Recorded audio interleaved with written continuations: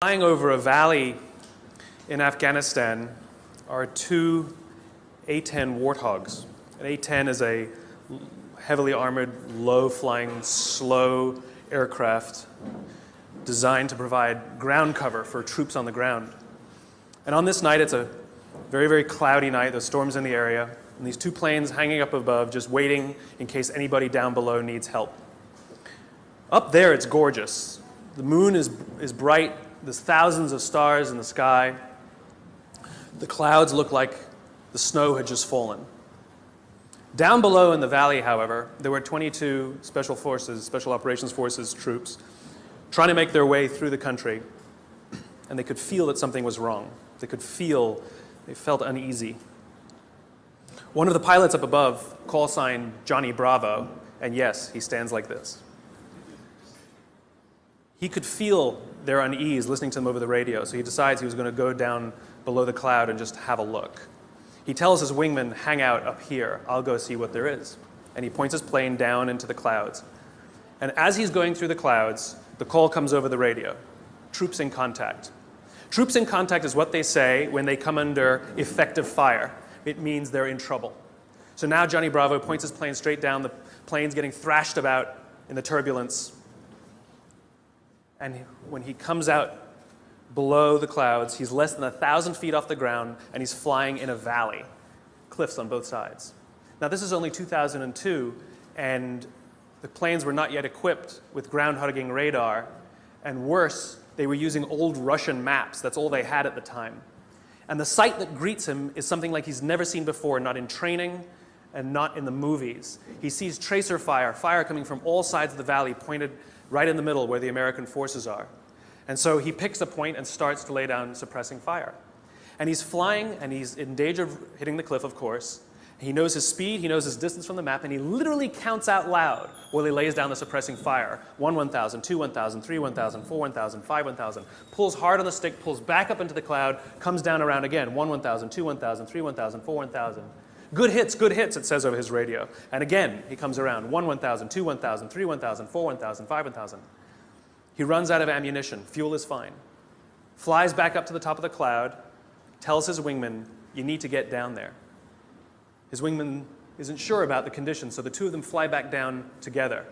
His wingman lays down the suppressing fire, and Johnny Bravo counts as they fly 3 feet apart from each other, wing to wing.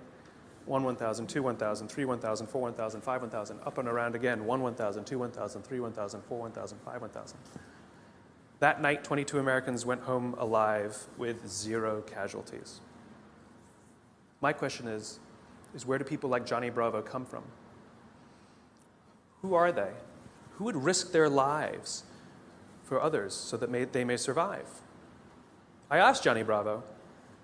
I asked him, why would you do it? Why would you risk your life so that others may survive? And he gave me the same answer that everybody in his position gives, because they would have done it for me. Now, if you think about it, in the military, they give medals to people who are willing to sacrifice themselves so that others may gain. In business, we give bonuses to people who are willing to sacrifice others so that we may gain. We have it backwards. Wouldn't you like to work in an organization in which you have the absolute confidence, the absolute knowledge that other people that you may or may not know who work in the same organization as you would be willing to sacrifice themselves so that you may survive? And I'm not talking about giving your life. I mean, we don't even like to give up credit, you know? So where do people like Johnny Bravo come from? Well, it's an age-old question. They're not born. They're actually made. If you look at the human animal is like a machine. There are systems inside our bodies that are trying to get us to do things that are in the interest of the survival of the human animal, right? Just like in a business, in a company, if you want people to do something, you offer them some sort of positive or negative incentive to direct the behavior, right? So if you want people to achieve a certain goal, you offer them a bonus if they achieve that goal, and they'll work towards that goal because they want the bonus. It's a very simple system. The human body works exactly the same way. It works exactly the same way. Inside our bodies are chemicals that are trying to get us to do things that are in the best interest of us. If you've ever had a feeling of happiness, pride, joy, love, fulfillment, all of these feelings that we have are chemically produced feelings. And they're produced by 4 chemicals predominantly. These are basically responsible for all of the feelings that I would generically call happiness. They are endorphins, dopamine, serotonin, and oxytocin, EDSO.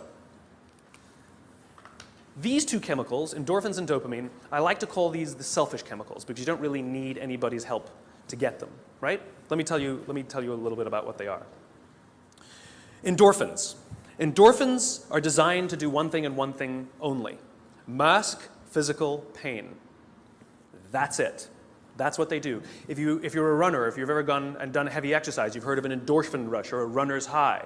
Basically what's happening is when that runner's out there pushing their bodies harder than they've ever pushed before, they feel good. And when they're done with their run, they feel fantastic. And then an hour later, they're in pain for damage they caused their muscles an hour before, right? This is what endorphins are designed to do. They're designed to mask physical pain. The caveman reason for this stuff, because this stuff is all from 50,000 years ago, understand, Homo sapien existed at the same time as other hominid species, and yet we survived and they didn't. What is it about this species that's so good at survival and thriving? Look at the world we've built. It's not just that we're smart. We're certainly not the strongest and we're certainly not the smartest. It's that we're social animals. We have to do things together. We have to look after each other, and we have to work together to ensure that we survive, that we do well. This is how we're designed, right? These chemicals are trying to make that happen. So in these caveman times, 50,000 years ago, Paleolithic era, we had to eat. We're not the strongest, we're not the fastest. But there's one thing that the human animal is made for: endurance. We could track an animal for hours and hours and hours and miles and miles and miles. And if we were tired, we'd keep going. And if we got injured or we had to bring the food back to the cave, we'd continue to do it. And it was so good, it felt so good, that maybe we'd even volunteer to go hunting the next day, just like we get addicted to exercise, right? Oh my God, it was so much fun yesterday. I will totally go hunting tomorrow, right? Good system for the survival of the group. Good system. By the way, the reason laughing feels good is because of endorphins. You're actually convulsing your internal organs, and endorphins are masking the physical pain.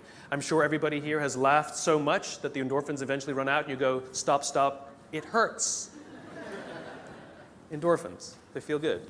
Dopamine. Dopamine is the feeling that you found something you're looking for, or that you accomplished something you set out to accomplish. So you know that feeling you get when you cross something off your to-do list? That's dopamine. Feels awesome. You know when you have a goal to hit and you achieve that goal, you're like, yes! You feel like you've won something, right? That's dopamine. The whole purpose of dopamine is to make sure that we get stuff done, right? The historical reason for dopamine, we would never eat if we only waited until we got hungry, because there's no guarantee that we would find food. So dopamine exists to help us go looking for food. We get dopamine when we eat, which is one of the reasons we like eating. And so when you see something that reminds you of something that feels good, we want to do the behavior that helps us get that feeling, right? So let's say you're out there going for a walk and you see an apple tree in the distance. You get a small hit of dopamine. And then what it does is it focuses us on our goals. And now we start walking towards the apple tree. And as the apple tree starts to get a little bigger, we feel like we're making progress. You get another little shot of dopamine and another little shot of dopamine until you get to the tree and you're like, yes! Okay? This is why we're told you must write down your goals. Your goals must be tangible. There's a biological reason for that. We're very, very visually oriented animals. You have to be able to see the goal for it to biologically stay focused, right? If you don't write down your goals, if you can't see your goals, it's very hard to get motivated, to get inspired. For example, think about corporate visions, right? A corporate vision has to be something we can see, right? That's why it's called a vision. You can see it, right? To be the biggest, most respected, to be the fastest growing are not visions. They're nothing, right? What does that even look like? Respected by whom? Your mother? Yourself? Your friends? Your shareholders? Who knows? What's the metric? Dunno. It's amorphous, doesn't motivate us. Just like I can't tell you, you will get a bonus if you achieve more. You're going to ask me, how much more? I'm going to say, more. Doesn't work. You need a tangible goal. You need a tangible goal, right? Here's a great vision. Martin Luther King, I have a dream that one day little black children and little white children will play on the playground together and hold hands together. We can imagine that. We can set our sights on that. And every time we achieve a goal and achieve a metric and achieve a milestone that makes us feel like we're making progress to the vision we can see, we keep going and going and going until we achieve something remarkable. You have to be able to see it. Dopamine. Like I said, dopamine is the feeling you get when you set out to find something you're looking for as well. Talked about the to-do list. I came home from a trip just a couple days ago, and I had a bunch of errands to run, and I wrote down a little list of things I had to do, and off I went, right? And as I was walking past, I think it was the dry cleaners, I don't remember. I was walking past something, I remembered, oh, I have to do that, and I hadn't written down on my to-do list. So I went in and finished what I needed to do, and then when I came out, I then wrote it on my to-do list and then crossed it out. Because I wanted the dopamine. Feels good. Dopamine comes with a warning. Dopamine is highly, highly, highly addictive. Here are some other things that release dopamine. Alcohol, nicotine, gambling, your cell phone. Oh, you think I'm joking? Okay, we've all been told that, if you wake up in the morning and you crave a drink, you might be an alcoholic. Well, if you wake up in the morning, the first thing you do is check your phone before you even get out of bed, you might be an addict. If you walk from room to room in your own apartment holding your telephone,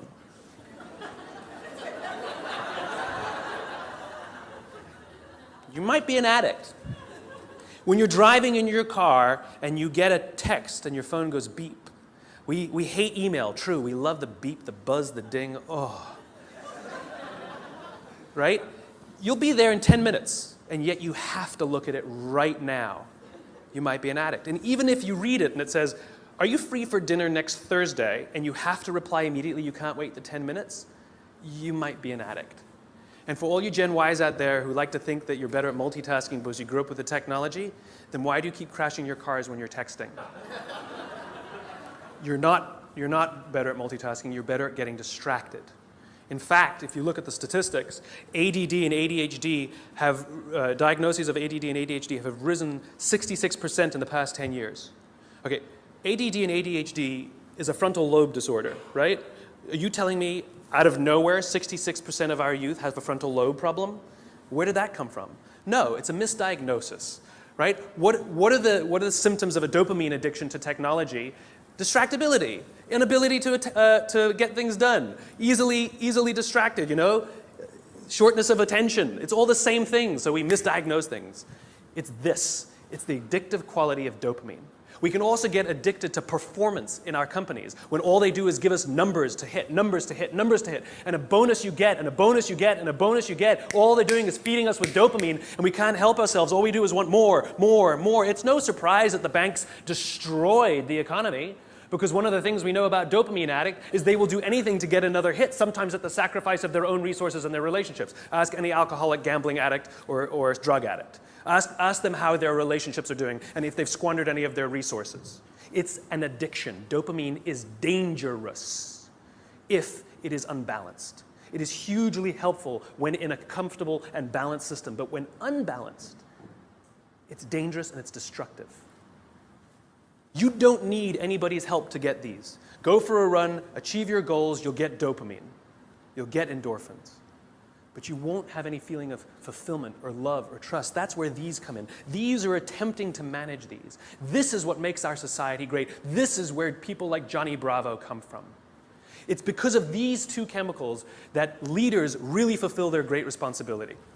Outside in the world is danger at all times for various reasons. In caveman times, that danger may have been, a saber-toothed tiger. It may have been the weather. It may have been a lack of resources. It may have been, who knows, any number of things. Things that with no conscience are trying to kill you. They want to end your life. And so how do we survive? We work together. And together, we come together in our groups, in our companies, in our tribes, to feel like we belong, to be around people who believe what we believe, so that we may feel safe. When we're surrounded by people who have our best interests in mind and we feel safe, we will organize ourselves and cooperate to face the dangers externally. Don't forget, the outside dangers are a constant. In a modern world, the outside dangers may be your competition that's trying to put you out of business, or at least steal your business. It might be the ebbs and flows of the economy. It might be terrorism. All of these unknowns, all trying to put you out of business, take away your job, take away your livelihood, end it for you. Nothing personal. It's a constant. Inside our organizations, the dangers we face are not a constant. They are a variable. And they are the decisions of leadership as to how safe they make us feel when we go to work. This is the job of leaders. Aesop said it better than I can. There's an Aesop fable about 4 oxen that stand tail to tail. And whenever the lion tries to eat them, no matter what angle from which he attacks, he will always be met with horns. However, due to infighting and disagreements, they separate and they go and graze in different parts of the field. And one by one, the lion picks them off and kills them all. When we stand together, we can more easily face the dangers outside. When we break up inside our companies, if our leaders don't allow us a space to feel safe inside our own companies, to feel like we belong, then we're forced to exert our own energy to protect ourselves from each other. And, by the way, expose ourselves to greater danger from the outside. If you have to worry about politics, if you have to worry about someone stealing your credit, if you have to worry about your boss not having your back, think about the energy you invest, not in your business, not in the products you're trying to develop, not in your work, not in how great you're producing, not in your creativity, but in just keeping yourself feeling safe. This is destructive. The responsibility of leadership is 2 things. 1, to determine who gets in and who doesn't get in. This is what it means to start with why. What are our values? What are our beliefs? Who can we allow in? Second thing is to decide how big this is. How big do we make the circle of safety? How big do we make the circle of belonging? Do we keep it around just our C-level executives and call it an inner circle and allow others to try and fend for themselves and maybe try and get into our inner circle? Or do we extend it to the outermost edges of the organization? Great leaders extend the circle of safety, the circle of belonging, out to the outermost edges. So the most junior person feels like they belong, feels safe, feels like they have top cover from somebody like Johnny Bravo. That's what these other 2 chemicals are trying to do. Serotonin is the leadership chemical, is responsible for feelings of pride and status. This is why public recognition is very important. We are social animals, and we need the recognition of others. This is why we have the Oscars, and this is why we have public awards events. This is why we have commencement for graduation. I mean, think about it. What does it really take to get to graduate college? You need to pay your bills, fulfill the minimum requirements, and collect enough credits. That's it, right? It's a formula. You could get an email that says, congratulations, you fulfilled all the requirements for graduation. Enclosed, please print out the PDF of your diploma. P.S. magna cum laude, right? Wouldn't feel so good, right? So instead, we have a big ceremony to recognize the accomplishment. And in the audience, we put our family and our friends and our teachers, all of those in our tribe who've supported us and watched our backs as we've made it through. And then we show up on that day, and we go up on that stage, and we take our diploma. It feels great. We feel our status rise. We feel our pride go up. And by the way, when you have serotonin in your veins, your confidence goes up also. And here's the best part about serotonin. At the exact moment that you took your diploma and you felt that surge of serotonin go through your body, at the exact moment, your parents sitting in the audience also got a surge of serotonin and also felt an intense pride watching you graduate. And this is what serotonin is trying to do. It is trying to reinforce the relationship between parent and child, boss and employee, coach and player, the caregiver and the one who is grateful for the support they are given. And think about it. Think of the speeches that we give. If you give an award to somebody, what do they say? I couldn't have done it.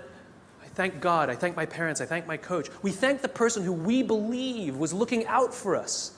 We could not have done this without them, we say. And they look at us and they say, so proud of you. And we work to make them proud. Great teams don't want to win the trophy. Great teams want to win one for the coach. They want to make the coach proud. We want to make our parents proud.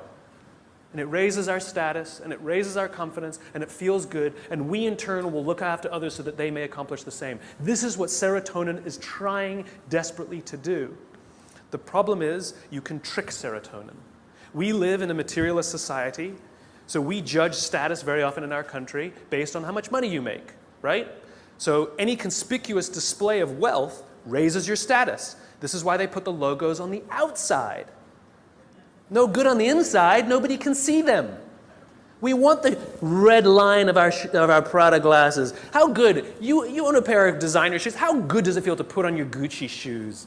Oh my God, it feels so good. You walk out and you feel $1 million. You can actually feel your confidence rise when you put on the stuff, right? Because it's showing this display of status. It feels great. The problem is there was no real relationship that was reinforced because of it. You tricked the system.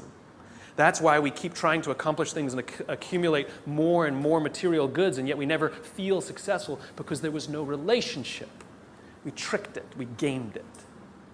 Serotonin is the leadership chemical. The reason I call it the leadership chemical is a historical reason, a very simple historical reason. We had a very practical problem as our animal was developing, as the Homo sapien was developing. We lived in communities of about 100 and 150 people. And there's a very practical issue, which is if we're hungry and somebody brings back food and drop a carcass on the floor, we're all going to rush in to eat. And if you're lucky enough to be built like a linebacker, you will elbow your way to the front. And if you're the artistic one of the family, you get the elbow in the face. Not a good system to keep the whole tribe alive, and definitely not a good system for cooperation. Because remember, the value of group living means that if I trust you and you trust me, I can fall asleep at night and trust that you will alert me to danger. If I don't trust you, I can't go to sleep at night. It's the same in our companies. If we trust each other, we will turn our backs, we will take risks, we will innovate, we will do things that will change the course of our world. If I don't trust you, I can't do that. I can't do that. There's value in group living and group working. And so if you got an elbow in the face that afternoon, odds are very high that you're not going to wake the guy who punched you if danger's there. You're just not going to do it. Bad system. And so we evolved into hierarchical animals. We're constantly assessing and judging each other, constantly arranging ourselves. Who's the alpha? Who's the dominant? Who's the one who sort of is the more dominant personality or dominant talent in the room? In caveman times, it might have been physical muscle. In a creative industry, it might be talent. In the military, it might be courage. There's no standard by which we judge alphas. It's relative to the industries we're in. And it's relative to us as well. If you've ever met someone and you were nervous while you were meeting them, you're not the alpha. We've all had the experience where we're meeting somebody and we can sense that they're nervous meeting us. You're the alpha. I'll tell you a little aside that's kind of funny. You know when women all live together, their menstrual cycles align, right? Assuming they're not on the pill, then it doesn't work, right? But if they're not on the pill, all the menstrual cycles go together on the same schedule. It's not arbitrary. They always align with the alpha female's schedule. And the reason is because when a woman is in her menstrual cycle, she can't bear children. And so in evolutionary terms, you want the alpha male and the alpha female to do it so you can have alpha children, right? Nice, strong, strapping kids are going to survive. But if she's off the market, that produces competition. So Mother Nature has created a very clever way that when she's off the market, everyone's off the market.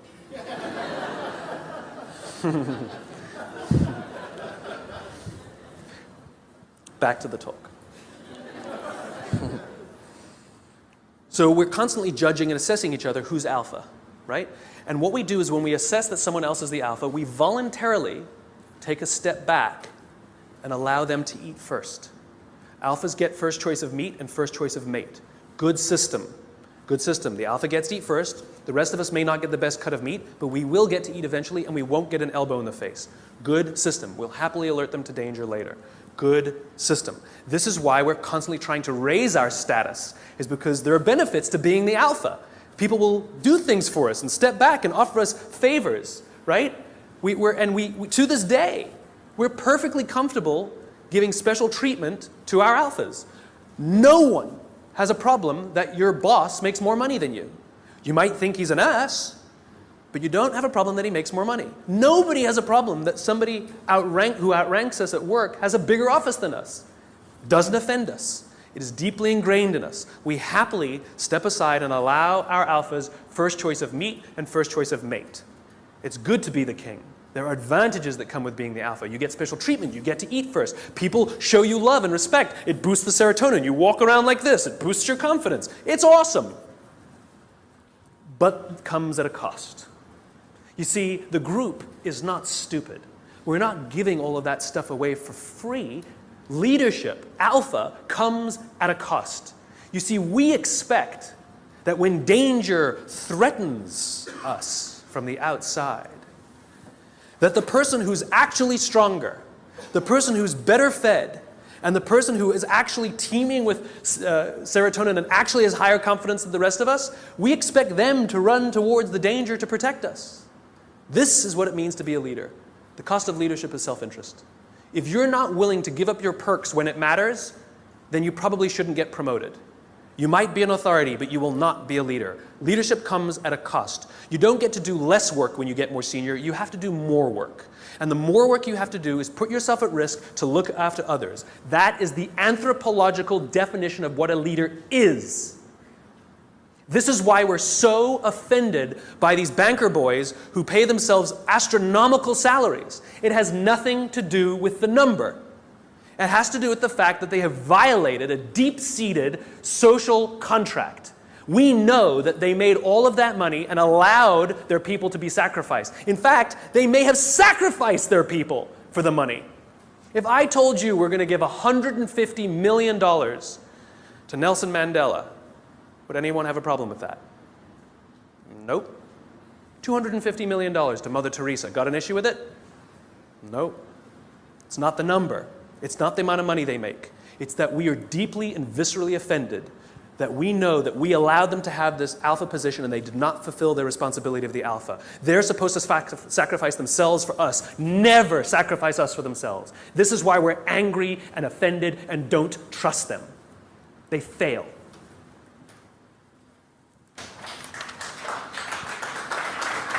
Oh, there's more. Oxytocin. This is the best chemical of all. Oxytocin is the feeling of love and trust and friendship. It's all the warm and fuzzies. It's all the unicorns and rainbows. It's the reason we like to spend time with our friends even if we don't do anything with them. We just sit and watch TV. We love their company. I promise you, nearly every single person sitting in this room today chose the person they're sitting next to. You're not sitting next to a stranger. You're sitting next to somebody you met, came with, or kind of know a little bit. Why? Because it makes you feel safer, doesn't it? If you got up and went and sat next to strangers, wouldn't feel so good. That's the feeling of oxytocin. Oxytocin is that intense feeling of safety that someone's got your back. There are multiple ways you can get oxytocin.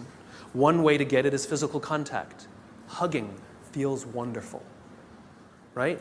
When women give birth to children, huge surge of oxytocin in their body. This is what's responsible for the mother-parent, the mother-child bond, right? It's all that oxytocin in the system. This is why shaking hands matters. Imagine you're doing a deal with someone and you're ready to sign the contract and you say, I'm so excited to do business with you.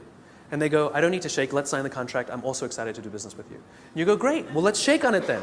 They go, no, I agree to all the terms, let's get this deal done, I can't wait to work with you. You might get everything you want in the contract, but business, relationships are not rational. They're about feeling safe, they're about feeling we belong, it's human. And one of the ways we want to know that that relationship is solidified is with physical touch. Their simple refusal to touch you, to exchange that oxytocin, means one of two things will happen. You will either completely scuttle the deal, or you will go into it nervous. Human bonds matter. Another way you can get oxytocin is through acts of human generosity. An act of human generosity is defined as giving of your time and energy and expecting nothing in return. Money doesn't work, sorry. If I told you that this morning I gave $1,000 to charity, what would you think of me? You'd be like, Good for you. What, do you want a medal? But if I told you that last Saturday I gave up my day and I went and painted schools in the inner city, then what would you think? You'd be like, nice, cool, I should do more, right? The value of my labor, much less than $1,000, could have hired many more people for $1,000 to go paint schools in the inner city.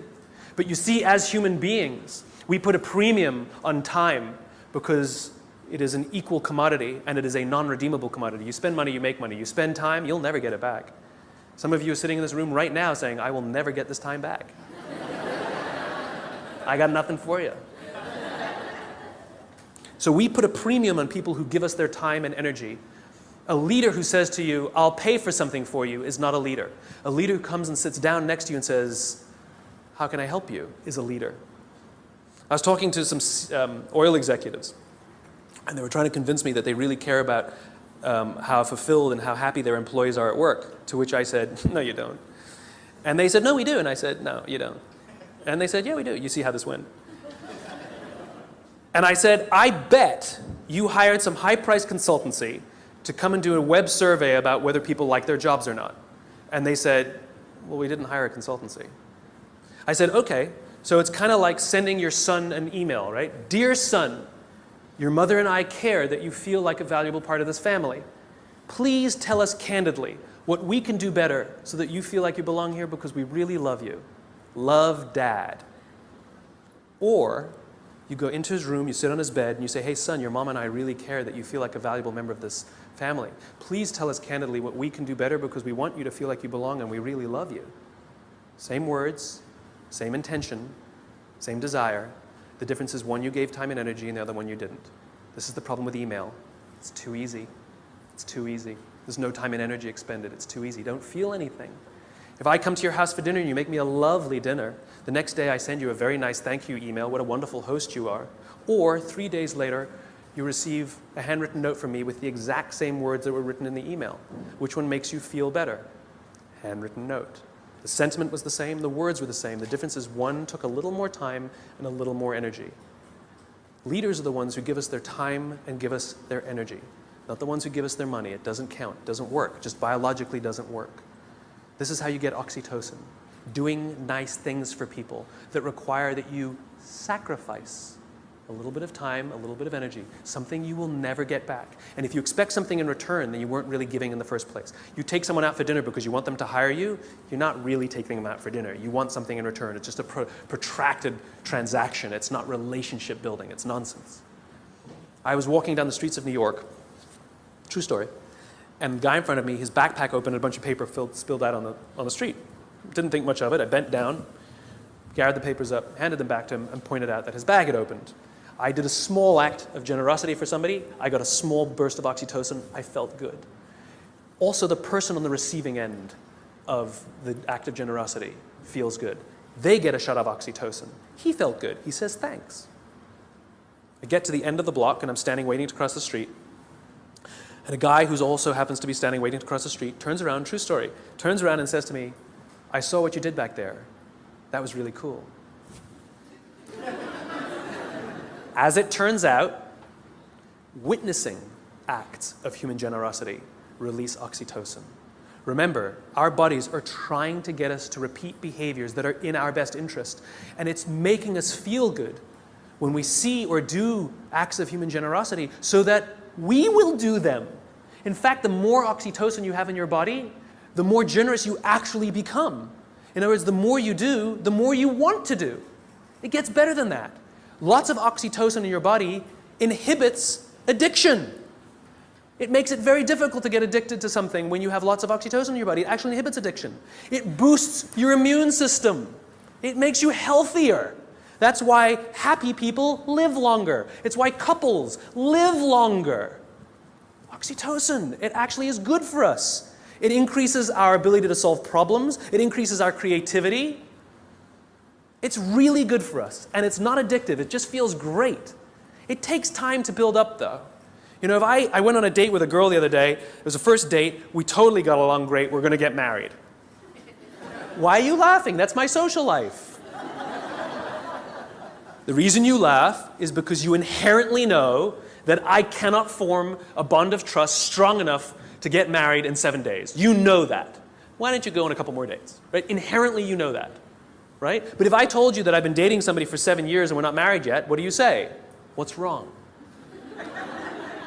In other words, we know that that bond of trust takes more than 7 days and less than 7 years. Don't know how long it takes, though. So when you start a new job and you're really excited to work there and they're really excited to have you, don't quite feel like you belong. You don't quite feel like you're trusted yet, right? Even though you were really excited and they're really excited, it takes time. And you have to do little acts of generosity and make little sacrifices, do little things for people. Not big risks, small risks. It's like dating. You know, you don't start by buying them a diamond. You start by taking them for lunch, buying them a drink, you know? Little bits. Then they take you out, or you take them out again. You do something a little bigger. Then you do that in a movie. Then they come over, and then you buy them flowers, and then you say, I love you. And one day you wake up in the morning, it's like you press this belief button. You just, I'm in love. I don't know when it happened. It just clicks, and you feel like you belong. Same thing at work. Same thing at work. It just clicks, and you feel like you belong because you got enough oxytocin built up in your system. We don't allow this to happen. We're too busy sending emails. We're too busy sending emails. The next time you want to tell somebody something, email is fantastic for the exchange of information, right? It's fantastic. Here's the report you wanted. The meeting's at 4 o'clock. Fantastic. What did you think of my idea? Do not reply on an email. That's an emotional question. Email is a rational tool. You get up from your desk. You walk the 30 feet. And you say, wanted to tell you what I thought of your idea. And I promise you, not only will that information be better received, but you will start to create relationship because oxytocin starts to get released. If you can't get up and walk 30 feet, pick up the telephone. I've done it. It's an amazing thing. You pick up the phone and you go, hey. They're like, hey, what's the matter? They're like, no, I'm just replying to your email. Wanted to tell you what I thought. What? And people who tell me, but I need a paper trail. Have the conversation, hang up and say, just to confirm what we talked about, boom, there's your paper trail. The reason we get so many emails is because we reply to them all. And 12 emails are sent, and then somebody misunderstands something, and somebody gets angry, and then you have to pick up the phone and deal with it anyway. Do it at the beginning. Quicker, easier, better. Biology. Give your time and give your energy. And this is why leadership is really difficult, because you can't give it to everyone because you don't have enough to give to everyone. You just can't. You have to make sure that you can trust others, to trust others, to trust others, to trust others. And this is what happens in this circle of belonging, in the circle of safety. This is what effective bureaucracy is, which is, as the CEO, as the leader, or whatever your job is, you have one responsibility and one responsibility only, which is to make sure the people you know that you have physical contact with, you know their names, are confident and feel looked after, and encourage them to do the same for the ones who work beneath them, who work beneath them, who work beneath them. And when this group of people really feel safe, then they will invite in the customer to also feel safe. They will talk to these people as if they are human. I actually flew on an airline recently, and I was appalled at how I was treated. It was disgusting. It was like cattle, right? And I said something. I said, why do you treat people like cattle? And she literally said to me, I'm sorry, sir, I have to do it or I'll lose my job. What did she tell me? My organization that I work for doesn't make me feel safe. I don't feel like I belong. So I'm going to treat you like dirt to protect myself. As opposed to somebody who feels safe and says, sir, I will do everything in my power to make sure that you feel happy and good because I'm not worried. That's called a highly effective organization. There's one more chemical I haven't told you about. The big C. Cortisol. Cortisol is the feeling of stress and the feeling of anxiety. We share these chemicals with all the social mammals. And so when you see a herd of gazelle, you've all seen the documentary on Discovery or whatever, right? You see a herd of gazelle grazing, and one of them thinks they hear a rustle in the grass, and they go, head, right?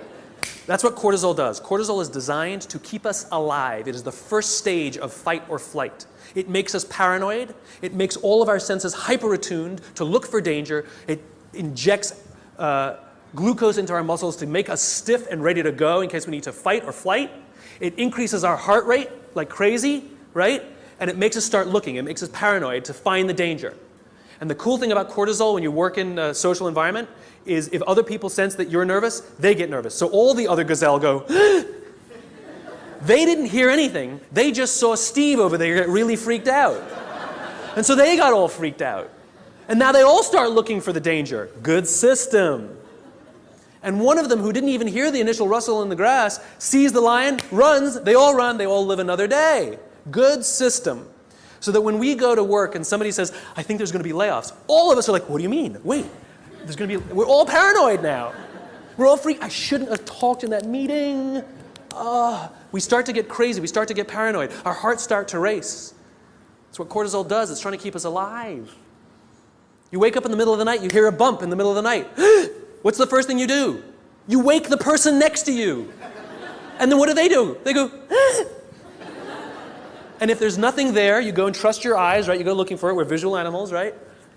If there's nothing there, you go like this. Cortisol leaves our body, and we relax, and our heart rate goes back down. Cortisol, to get all of that extra energy, to make us paranoid, to make us self-interested, it needs to shut down non-essential systems because it has to get it from somewhere, right?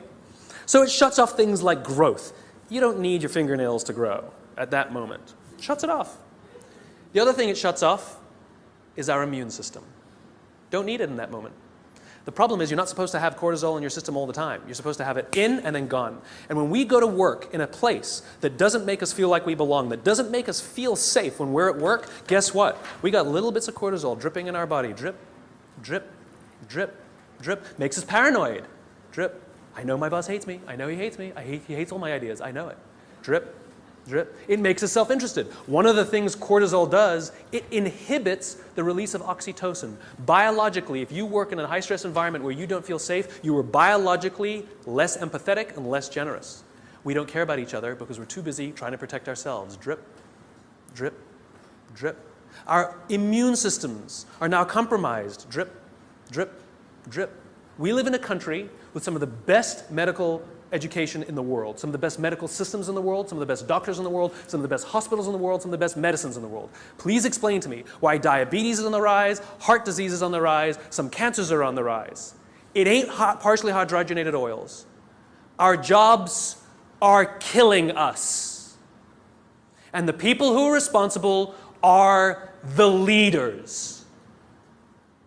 And we also know that parents who come home stressed out, their kids learn that this is what work is. That work is something that makes you short-tempered and unhappy. And so they expect it as they grow older. Worse, we know that parents who come home upset and angry, it has such a negative impact on their children that there's some studies that show that they might actually become bullies because of their unhappy parents who hate their jobs and have excessive amounts of stress. Our companies are literally killing us. So what are you going to do about it? What are you going to do about it? Leadership is not a rank. Leadership is not a position. Leadership is a decision. Leadership is a choice. It has nothing to do with your position in the organization. If you decide to look after the person to the left of you and look after the person to the right of you, you have become a leader. You've seen the movie 300, right? The Spartans, the greatest fighting force of all time. You want to know one of the things that made the Spartans great? Wasn't their muscles, wasn't their spears. It was their shields. They stood shield to shield, and the phalanx was strong because those shields were big. And they were told when they were young children, you either bring your shield home or you come home on your shield. The punishment for losing your shield was tremendous in battle. Because if you lost your shield, that means you cannot protect the person to the left of you and the person to the right of you, and you have destroyed the phalanx. It's the shield that matters, not the spear. Not the spear. It's your willingness to sacrifice yourself, not your life, maybe your credit, maybe your little time, maybe a little energy, maybe your time, maybe getting up from your desk and talking to somebody for 30 minutes instead of sending a 3-minute email.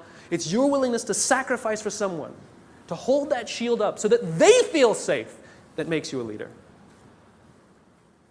And you want to know how you beat a dopamine addiction? If you're worried that you're addicted to performance and all those dopamine things?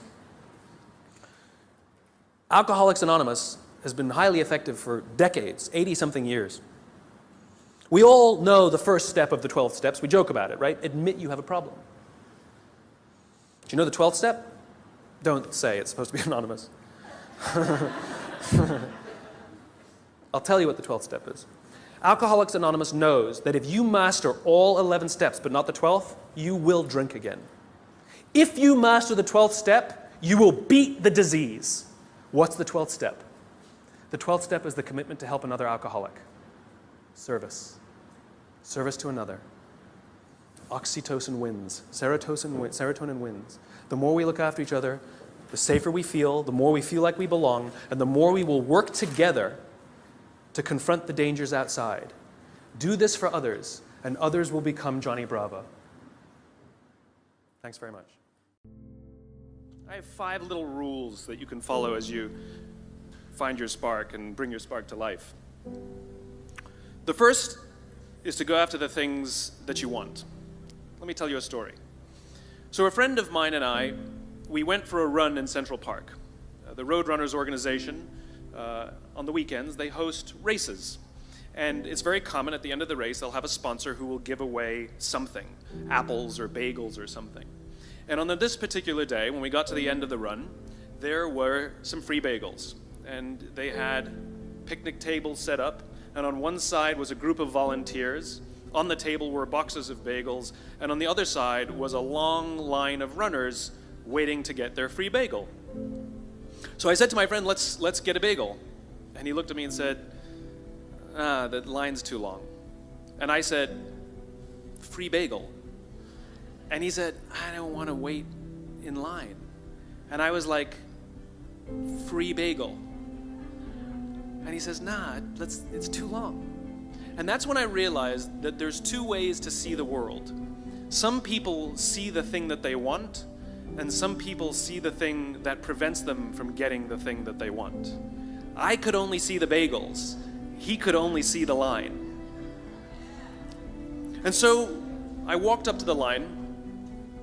I leaned in between 2 people, put my hand in the box, and pulled out 2 bagels. And no one got mad at me. Because the rule is, you can go after whatever you want. You just cannot deny anyone else to go after whatever they want. Now, I had to sacrifice choice. I didn't get to choose which bagel I got. I got whatever I pulled out, but I didn't have to wait in line. So the point is you don't have to wait in line. You don't have to do it the way everybody else has done it. You can do it your way. You can break the rules. You just can't get in the way of somebody else getting what they want. That's rule number 1. Rule number 2. I like this one. In the 18th century, there was something that spread across Europe and eventually made its way to America called puerperal fever, also known as the Black Death of childbed. Basically what was happening is women were giving birth and they would die within 48 hours after giving birth. This Black Death of childbirth was the ravage of Europe, and it got worse and worse and worse over the course of over a century. In some hospitals, it was as high as 70% of women who gave birth who would die as a result of giving birth. But this was the Renaissance. This was the time of empirical data and science, and we had thrown away things like tradition and mysticism. These were men of science, these were doctors.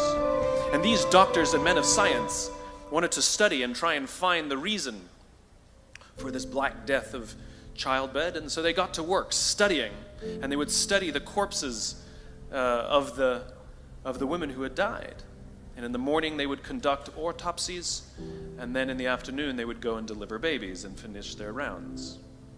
And it wasn't until somewhere in the mid-1800s that Dr. Oliver Wendell Holmes, father of Supreme Court Justice Oliver Wendell Holmes, realized that all of these doctors who were conducting autopsies in the morning weren't washing their hands before they delivered babies in the afternoon. And he pointed it out and said, guys, you're the problem. And they ignored him and called him crazy for 30 years. until finally somebody realized that if they simply washed their hands, it would go away. And that's exactly what happened. When they started sterilizing their instruments and washing their hands, the Black Death of childbed disappeared. My point is, the lesson here is, sometimes you're the problem. We've seen this happen all too recently with our new men of science and empirical studiers, and these men of finance who are smarter than the rest of us until the thing collapsed. And they blamed everything else except themselves. And my point is take accountability for your actions. You can take all the credit in the world for the things that you do right, as long as you also take responsibility for the things you do wrong. It must be a balanced equation. You don't get it one way and not the other. You get to take credit when you also take accountability. That's lesson 2. Lesson 3, take care of each other. The United States Navy SEALs are perhaps the most elite warriors in the world. And one of the SEALs was asked, who makes it through the selection process? Who is able to become a SEAL? And his answer was, I can't tell you the kind of person that becomes a SEAL. I can't tell you the kind of person that makes it through BUD/S. But I can tell you the kind of people who don't become SEALs. He says the guys that show up with huge, bulging muscles, covered in tattoos, who want to prove to the world how tough they are, none of them make it through. He said the preening leaders who like to delegate all their responsibility and never do anything themselves, none of them make it through. He said the star college athletes who've never really been tested to the core of their being, none of them make it through. He says some of the guys that make it through are skinny, scrawny. He said some of the guys that make it through, you will see them shivering out of fear. He says, however, all the guys that make it through, when they find themselves physically spent, emotionally spent, when they have nothing left to give physically or emotionally, somehow, some way, they are able to find the energy to dig down deep inside themselves, to find the energy to help the guy next to them. They become SEALs, he said. You want to be an elite warrior. It's not about how tough you are. It's not about how smart you are. It's not about how fast you are. If you want to be an elite warrior, you better get really, really good at helping the person to the left of you and helping the person to the right of you. Because that's how people advance in the world. The world is too dangerous and the world is too difficult for you to think that you can do these things alone. If you find your spark, I commend you. Now, who are you going to ask for help, and when are you going to accept help when it's offered? Learn that skill. Learn by practicing helping each other. It'll be the single most valuable thing you ever learn in your entire life. To accept help when it's offered and to ask for it when you know that you can't do it. The amazing thing is, when you learn to ask for help, you'll discover that there are people all around you who've always wanted to help you. They just didn't think you needed it because you kept pretending that you had everything under control. And the minute you say, I don't know what I'm doing, I'm stuck, I'm scared, I don't think I can do this, you will find that lots of people who love you will rush in and take care of you. But that'll only happen if you learn to take care of them first.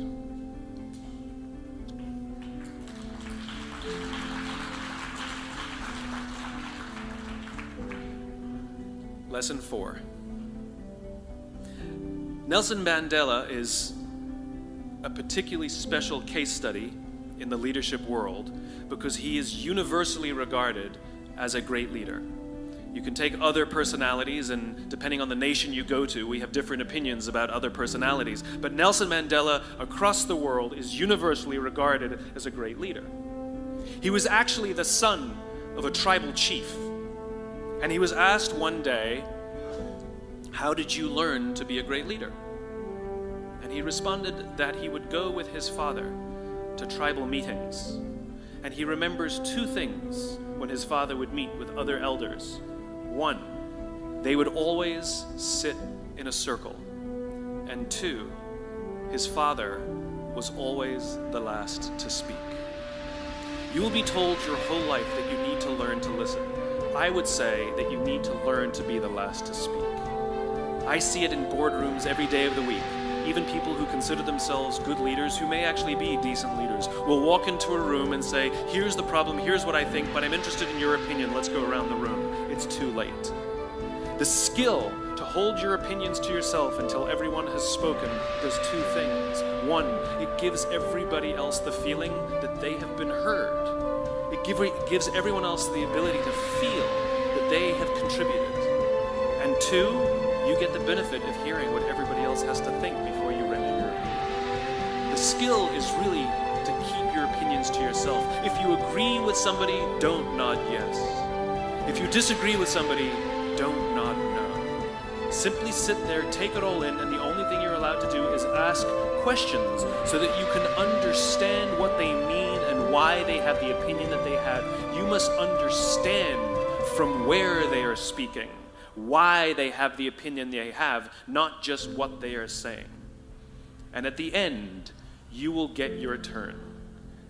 It sounds easy, it's not. Practice being the last to speak. That's what Nelson Mandela did. Number 5. This is Monty Python. 1, 2, 5, 3. For all the other nerds in the audience. There's one. Number 5. My favorite one of all. True story. There was a former Undersecretary of Defense who was invited to give a speech at a large conference, about 1,000 people. And he was standing on the stage with his cup of coffee and a styrofoam cup, giving his prepared remarks with his PowerPoint behind him. And he took a sip of his coffee and he smiled and he looked down at the coffee. And then he went off script. And he said, last year I spoke at this exact same conference. Last year I was still the undersecretary. And when I spoke here last year, they flew me here business class. And when I arrived at the airport, there was somebody waiting for me to take me to my hotel. And they took me to my hotel and they had already checked me in and they just took me up to my room. And the next morning I came downstairs and there was someone waiting in the lobby to greet me and they drove me to this here same venue. They took me through the back entrance and took me into the green room and handed me a cup of coffee in a beautiful ceramic cup. He says, I'm no longer the undersecretary. I flew here coach. I took a taxi to my hotel and I checked myself in. When I came down the lobby this morning, I took another taxi to this venue. I came in the front door and found my way backstage, and when I asked someone, do you have any coffee? He pointed to the coffee machine in the corner, and I poured myself a cup of coffee into this here styrofoam cup. He says the lesson is, the ceramic cup was never meant for me. It was meant for the position I held. I deserve a styrofoam cup. Remember this. As you gain fame, as you gain fortune, as you gain position and seniority, people will treat you better. They will hold doors open for you. They will get you a cup of tea and coffee without you even asking. They will call you sir and ma'am, and they will give you stuff. None of that stuff is meant for you. That stuff is meant for the position you hold. It is meant for the level that you have achieved of leader or success or whatever you want to call it. But you will always deserve a styrofoam cup. Remember that. Remember that lesson of humility and gratitude. You can accept all the free stuff. You can accept all the perks. Absolutely, you can enjoy them. But just be grateful for them and know that they're not for you. I remember getting off the Acela. I took the Acela from New York to Washington, D.C. And I got off the train like everybody else. And I was walking down the platform like everyone else. And I walked past General Nordy Schwartz, who used to be the Chief of Staff of the United States Air Force, the head of the Air Force. And here I did, see a guy in a suit schlepping his own suitcase down the platform just like me. And just a couple months ago, he was flying on private jets and he had an entourage and other people carried his luggage. But he no longer held the position, and so now he got to drag his own suitcase.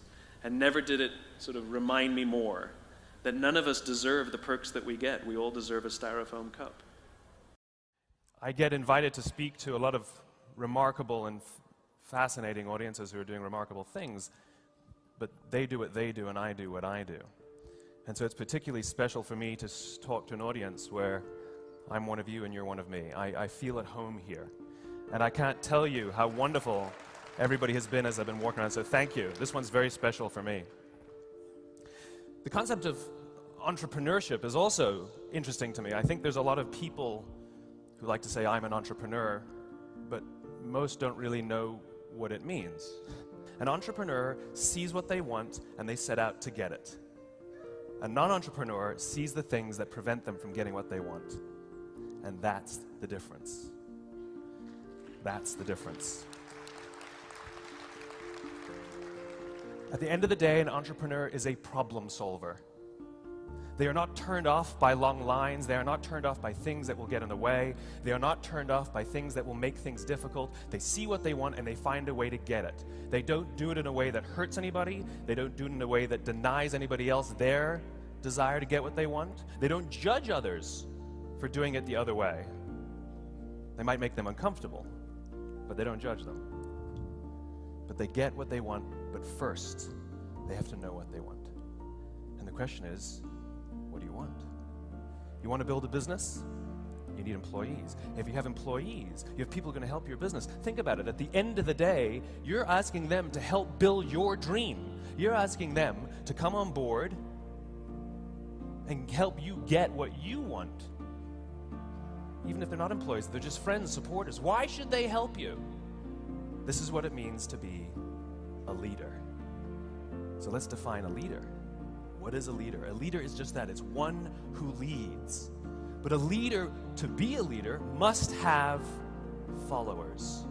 You're not a leader unless there are those who volunteer to follow you. You cannot force someone to follow you. They have to choose to follow you. Whether they're customers or employees, friends, investors, supporters, they choose, they volunteer to help you get what you want. Why should they? Why should they bother? What leaders do is they inspire people to be a part of what they're doing. They inspire people to follow in the direction that they're going. At the end of the day, there are only two ways to influence human behavior. You can either manipulate it or you can inspire it. Those are your options. We all know how manipulation works. Manipulation in business, right? You drop your price low enough, people will do business with you. This is the concept behind a sale. Things are priced to move. It works. It's manipulative. Promotions, 2 for 1, free toy inside. Or if you're in the B2B space, we call it value added. Same idea. It's a promotion. It's giving stuff away for free to reduce someone's risk so they'll choose you over the competition.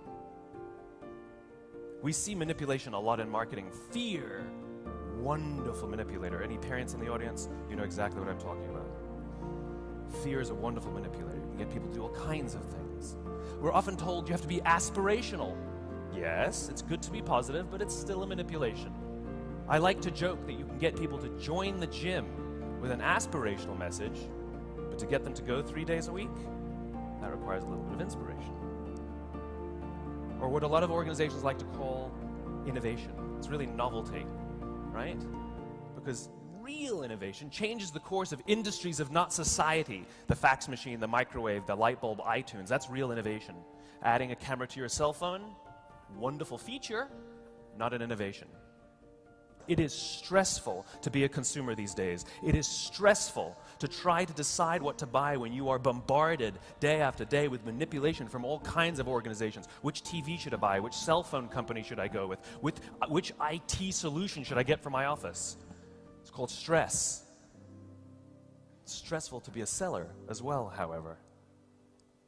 In the face of bombardment of manipulation and manipulation, that's the marketplace. How do you get your message to stand out? How do you get your message heard? Why should anyone listen to you? This is the world we live in today. It's called stress. Again, I cannot dispute that every one of those manipulations work. They do. That's why companies use them. The problem is, none of them breed loyalty. There's an alternative. It's called inspiration. And there are a few leaders and a few organizations that rely vastly more on inspiration than manipulation. I'll talk about some of the big ones. We know who they are. Apple Computers, Southwest Airlines, Harley-Davidson, Virgin. Every single one of these organizations, these leaders, those with the ability to inspire, they have the most loyal employees. They have the most loyal customers. They can charge a premium if they want to. They're more profitable. They're more innovative, my definition. And most importantly, they can sustain all these things for the long term. What I discovered is that regardless of their size and regardless of their industry, every single one of these organizations with the capacity to inspire, they all think, act, and communicate the exact same way, and it's the complete opposite to everyone else. All I did was write it down, and it's probably the world's simplest idea. I call it the golden circle. Imagine, if you will, 3 concentric circles, a bullseye. In the middle is the word why, in the center ring is the word how, and the outside ring is the word what. It's this little idea that distinguishes those with the capacity to inspire versus everyone else. Let me define the terms really quickly, starting from the outside in. Every single organization on the planet knows what they do. These are the products you sell or the services you offer. Some know how they do it, whether you call it your differentiating value proposition or your USP or your proprietary process. It's the things that you think make you special or different or better than your competition. But very, very few people and very, very few organizations can clearly state why they do what they do. And by why, I don't mean to make money. That's a result. By why, I mean what's your purpose, what's your cause, what's your belief? Why does your company exist? Why did you get out of bed this morning? And why should anyone care? As a result, the way we think, the way we act, the way we communicate is from the outside in. It's obvious. We go from the clearest thing to the fuzziest thing. We tell people what we do, we tell them how we're different or how we're better, and we expect some sort of behavior, a purchase, a vote, support. But not the inspired leaders, not the inspired organizations. Regardless of their size, regardless of their industry, every single one of them thinks, acts, and communicates from the inside out. They all start with why. Let me give you an example. I use Apple a lot because they're easy to understand and we all get it. If Apple were like everyone else, a piece of marketing from them, for example, would sound like this. They would say what they do. We make great computers. How do they do it? They're beautifully designed, simple to use, and user-friendly. Want to buy one? That's normal. That's how most organizations talk to us. Here's our new car. It's got tinted windows, great gas mileage, leather seats. Choose us. Here's our law firm. Our lawyers went to all the best schools. We won all of our cases. Choose us. But not the inspired leaders, not Apple. They start with why. Here's how they actually communicate. Everything we do, they say, we believe in challenging the status quo. We believe in thinking differently. The way we challenge the status quo is by making our products beautifully designed, simple to use, and user-friendly. We just happen to make great computers. Want to buy one? Totally different. Totally different. No trickery, no manipulations, no celebrity endorsements. All I did was reverse the order of the information. What it starts to show us is that it's not what you do that matters, it's why you do it. People don't buy what you do, they buy why you do it. And what you do simply serves as the tangible proof of what you believe. This is the reason why every single person in this room is perfectly comfortable buying a computer from Apple. We're perfectly comfortable with the idea that Apple makes MP3 players and phones and DVRs. Newsflash. Apple is just a company, that's all they are. It's a corporate structure. They have some good products and some bad ones. All of their competitors have equal and open access to the same resources, the same agencies, the same consultants, the same media, the same talent. It is a zero-sum game. Every single one of their competitors is equally qualified to make every product that Apple makes. And yet, how is it that this one company has an unbalanced amount of influence, an unbalanced ability to innovate, an unbalanced amount of profitability, an unbalanced amount of loyalty amongst their customers and in their employees? The difference is they haven't defined themselves by what they do, they've defined themselves by why they do it, and what they do simply serves as the tangible proof of what they believe. Dell is a good company that makes good products and is every little bit qualified to make every product that Apple makes. A few years ago, they came out with PDAs and MP3 players, and nobody bought one. Why would we buy an MP3 player from a computer company? It doesn't make sense. But we do it every day. The difference is Dell has defined themselves by what they do, and Apple has defined themselves by why they exist. For this little idea to work, you have to have three things. One, you have to know why you do what you do. If you don't know why you do what you do, how will anyone else? Two, you have to have discipline of how. You have to hold yourself and your people accountable to your values and your guiding principles. And thirdly, you have to have consistency of what? Everything you say and everything you do, everything must prove what you believe. At the end of the day, a why is just a belief. That's all it is. Hows are the actions we take to realize that belief, and what's are the results of those actions, the things we say, the things we do, our products and services and marketing, etc. And if what you say and what you do doesn't show what you believe, then no one will know what you believe. This is the concept behind authenticity. I'm tired and bored of people standing on stages telling us all we have to be authentic. How do you implement authenticity? If you would, when you go back to your office, a little more authenticity in everything you do. Appreciate it. Thanks. No clue. What authenticity means is that the things you say and the things you do, you actually believe. This is caveman stuff. The reason the human race is so successful is not because we're the strongest. It's not even because we're the smartest. It's because we're social animals. It's because we have the ability to form cultures and communities. What's a culture? What's a community? It's a group of people with a common set of values and beliefs. What's a company? It's a group of people with a common set of values and beliefs. Our need to be amongst people who believe what we believe, is essential. Our survival depends on it. We cannot survive by ourselves out in the wilderness. It is our communities that protect us and look after us and are the reason the human race succeeds. When you are surrounded by people who believe what you believe, something remarkable happens. Trust emerges. Make no mistake of it, trust is a feeling. It is a human experience. Simply doing everything you promise you're going to do does not mean people will trust you. It just means you're responsible. We all have friends who are total screw-ups, and yet we still trust them. Trust is a feeling, and it comes from that common set of values and beliefs. And when you are surrounded by people who trust you and you trust them, you're more likely to take a risk, you're more likely to explore, you're more likely to innovate, you're more likely to leave the cave to go hunting saber-toothed tigers with the confidence that those in your community will look after your stuff and protect your children while you're gone. Your survival depends on your ability to form trust, and trust can only be formed when you're surrounded by people who believe what you believe, and you can only be surrounded by people who believe what you believe if you know why you do what you do. How many of you either love your Macintosh computer or know somebody who loves their Macintosh computer? Okay, good bunch of you. You can always tell people who love their Macs because when you try and convince them that they actually bought substandard computers, they start foaming at the mouth. Rationally speaking, Apples are substandard. They are. They're at least 25% more expensive, sometimes double the price of their PC counterparts. There's less software, there's fewer peripherals, and I know because I switched to a Mac, they are absolutely slower than PCs. Substandard. And yet people who buy them don't even compare to the competition. They don't do market research and try and figure out which is the best computer. They've decided they're only going to get a Mac. And they buy them over and over and over again. And there are young kids living on cup of noodles because they can't afford anything more, and yet it's totally okay to spend $2,000 on a laptop. This doesn't make sense. There's something deeper. There's something deeper happening here.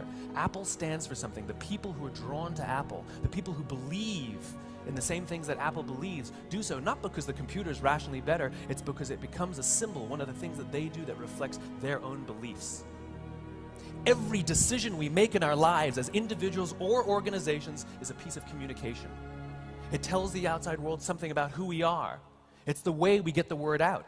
There are people who walk around with Harley Davidson logos on their bodies. It's a corporate logo.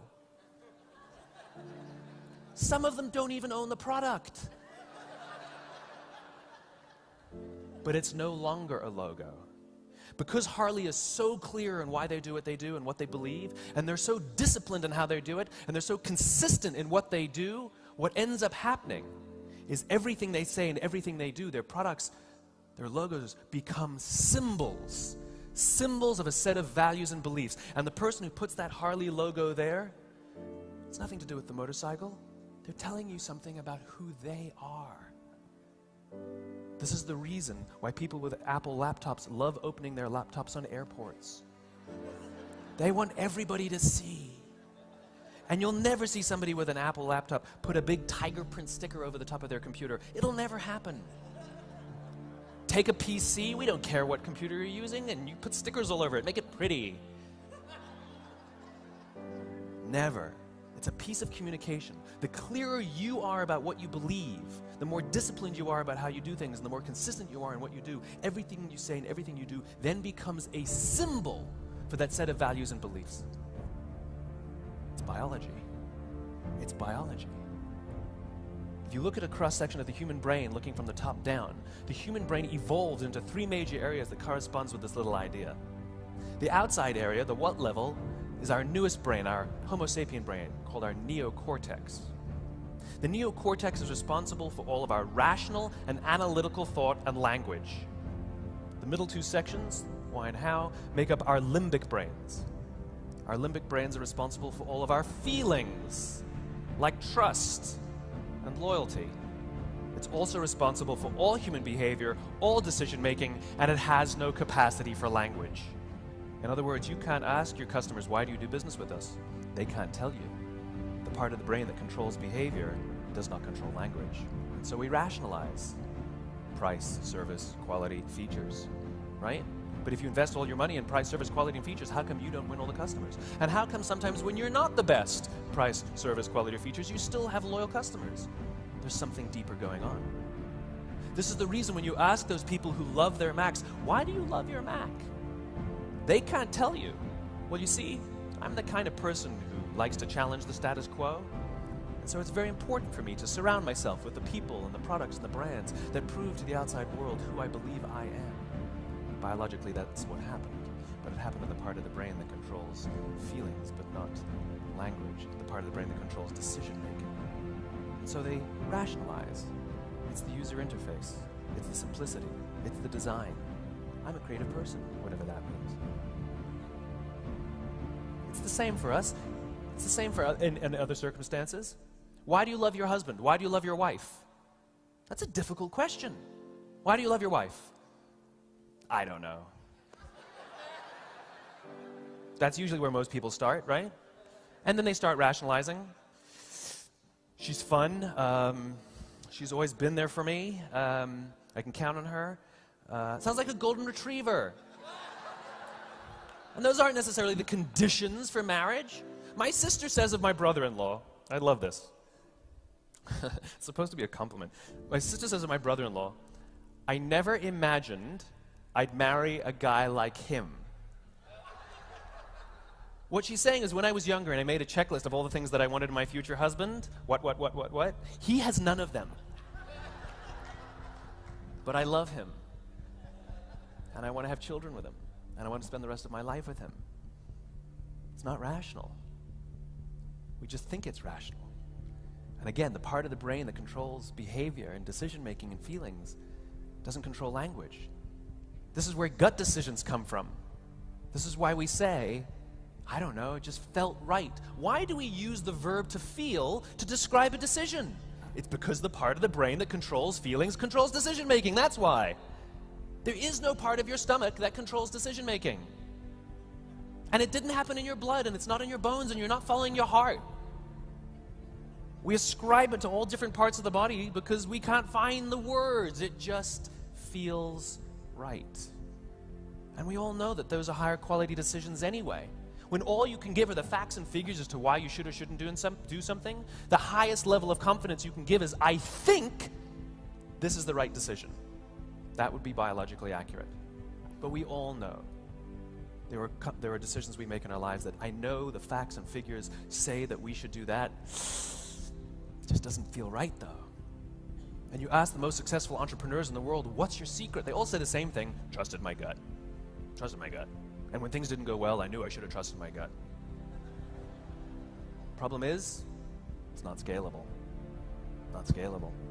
We all have the innate ability to find people who believe what we believe. Our survival depends on it. We are human animals. We know how to do this. If I ask you to go out in the street and find all the people who believe what you believe, you know exactly what to do. You're going to go up to somebody and you're going to strike up a conversation. Maybe you have good chemistry, right? Maybe you have to talk to them a little longer. And you'll get a feeling for them, and it'll either be right or wrong, right? It's called dating. It's called making friends. It's called interviewing. We know how to do this. We know how to do this. It's not scalable. But if I ask you to go out on the street and find all the people wearing red hats, easy. There's one, there's one, there's one, there's one, there's one. Instantaneously, you can find the people who believe what you believe because they're putting out symbols of their own beliefs. You people who love your Apple computers, don't lie to me. I know when you're walking through the airport and you see some 16-year-old sitting on the floor, on her Mac laptop, you walk past and you go, hey. Why'd you do that? Leave her alone. Some stranger just said hi to me. Tweet.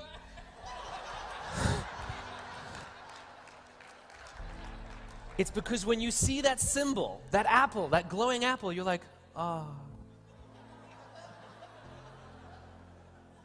How many of you are from the Las Vegas area? Anybody? A couple of you. Okay, are you friends with everybody from Las Vegas? Why not? But when you go to Texas and somebody says, I'm from Las Vegas, you're like, hey, I'm from Las Vegas.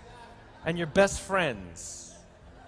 And when you're in France and you're on vacation and you happen to hear an American accent, and you go, hey, where are you from? We're from Texas. We're from Las Vegas. And you're best friends.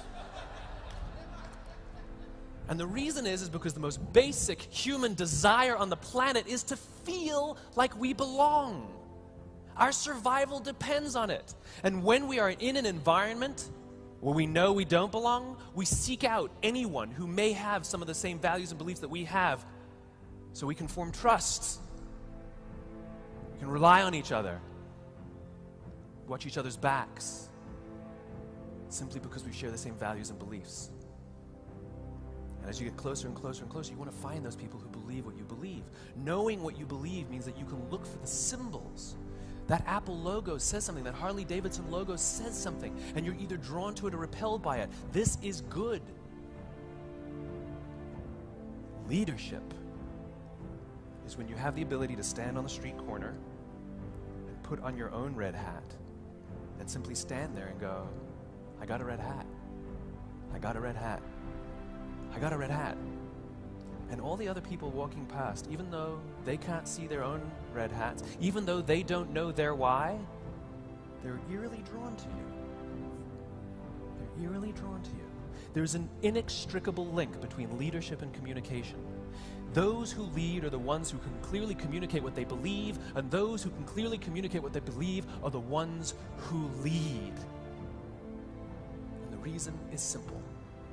It's because when you talk about what you believe, and you put your beliefs and your values in clear words or symbols, consistent enough, authentic enough that I know that everything you say and do represents what you believe, I will be drawn to you for myself, for my own survival. Doing business with you, working for you, being your friend says something about who I am. The goal is not to do business with everybody who needs what you have. The goal is to do business with people who believe what you believe. People who believe what you believe will work for you with blood and sweat and tears. People who don't believe what you believe work for your money. The same is true for customers. Those who believe what you believe will go out of their way to do business with you. Those who don't believe what you believe just want it cheaper. There's a huge difference between repeat business and loyalty. Repeat business means I'm willing to do business with you over and over and over again. Loyalty means I'm willing to turn down a better product at a better price, maybe even suffer inconvenience to continue to do business with you. The ones who you just happen to meet some price standard, you happen to meet some rational objectives that they're looking for, they'll do business with you anyway if you happen to meet them. Why would you ever focus on trying to appease them? They come and go. It's the loyal ones, the people who believe what you believe, the ones who stick with you through thick and thin because doing business with you says more about them than it does about you. Those are the ones that matter most. And the reason is simple. It's because of something called the law of diffusion of innovations. The bell curve.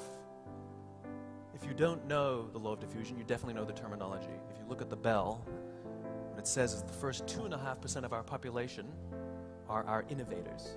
The next 13.5% of our population are our early adopters. The next 34% are our early majority. The next 34% are our late majority. And the last 16% at the end of the bell are our laggards. The only reason the laggards buy touch-tone phones is because you can't buy rotary phones anymore. We all fit at various times for various reasons across this scale. What the law of diffusion tells us is that early adopter and innovator population, the left side of the bell, right? The early adopter and innovator side of the population, they're very comfortable trusting their guts. They're very comfortable making intuitive decisions. And they're willing to pay premiums and suffer inconvenience to be a part of something that reflects their beliefs. These are the people that stood in line for 6 hours to buy iPhones when they first came out, even though you could just walk into the store the following week and just buy one off the shelf. These are the people who spent $40,000 or $50,000 on flat-screen TVs when they first came out, even though the technology was substandard. It had nothing to do with the technology. It had to do with them. They wanted to be first. People who bought iPhone 4s, why couldn't they just keep their phone in their pocket? When the phone rings, answer the phone, and when they're off the phone, put it away? No. I got one. Did you get one? You didn't get one? I got one. They have to show you. The reason they have to show you is because they're telling you something about who they are. And other people who got one first, then they're like, oh, you got one too? Me too. Look, isn't it cool? Look. You both have one. Why do you have to compare? It's because that common set of values and beliefs. You found somebody like you. This is good. This is good. Right? That's that early adopter and innovator population. They're willing to pay a premium or suffer inconvenience to be a part of something that reflects their beliefs. Now, the rest of the world, the majority, is absolutely more cynical and more practical. Absolutely. They absolutely care more about things like price and quality and service and features. Absolutely. The problem is, according to the law of diffusion, you cannot have mass market success or mass market acceptance for an idea until you've achieved 15 to 18% market penetration. That is the tipping point. And the reason is because the early majority, that first 34%, will not try something until someone else has tried it first. This is the reason we have to drop our price and offer promotions and offer value added, because we have to reduce their risk to do business with us. The innovator and the early adopters happily pay premiums and suffer inconvenience to do business with you. The goal is to get to that tipping point. It's easy. Law of averages says you can get 10%. I promise you right now, you have 10% who are loyal. How do we describe them? They just get it. Don't know what that means. Get what? What's it? Oh, you know those other guys. That guy. He doesn't get it. That's how we describe them. It's like gut feelings. Get what? How do you find the people who get it before you do business with them? How do you identify the its? How do you find the people wearing the red hats before you waste all your time and energy? You talk about what you believe. Give you two examples, a famous failure and a famous success. First, the famous failure. TiVo. If you ask most companies, why did your product fail or why did your company fail, they usually give you some combination of the same few reasons, right? Undercapitalized, didn't have enough money, that's a big one. Bad market conditions, we had the wrong people, poorly executed. That pretty much explains every failure there is, some combination of those factors. Which means if you have all of those, it means you should be instantaneously successful, right? Okay. So, TiVo. TiVo was introduced into the marketplace about 9 or 10 years ago. From the day it was introduced to this current day, it is the single best quality product on the market. Hands down, undisputed. Its technology is way beyond any other DVR system. The best. Execution, flawless.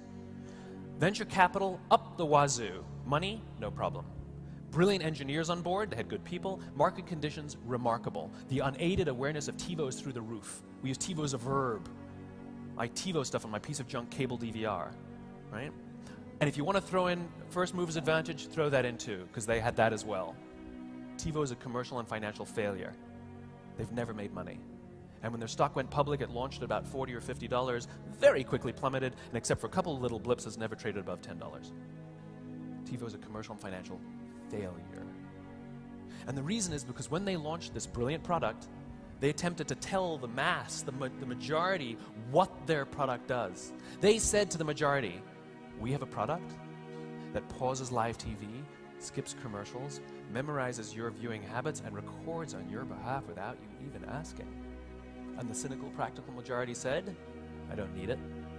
I don't like it. I don't believe you. You're scaring me.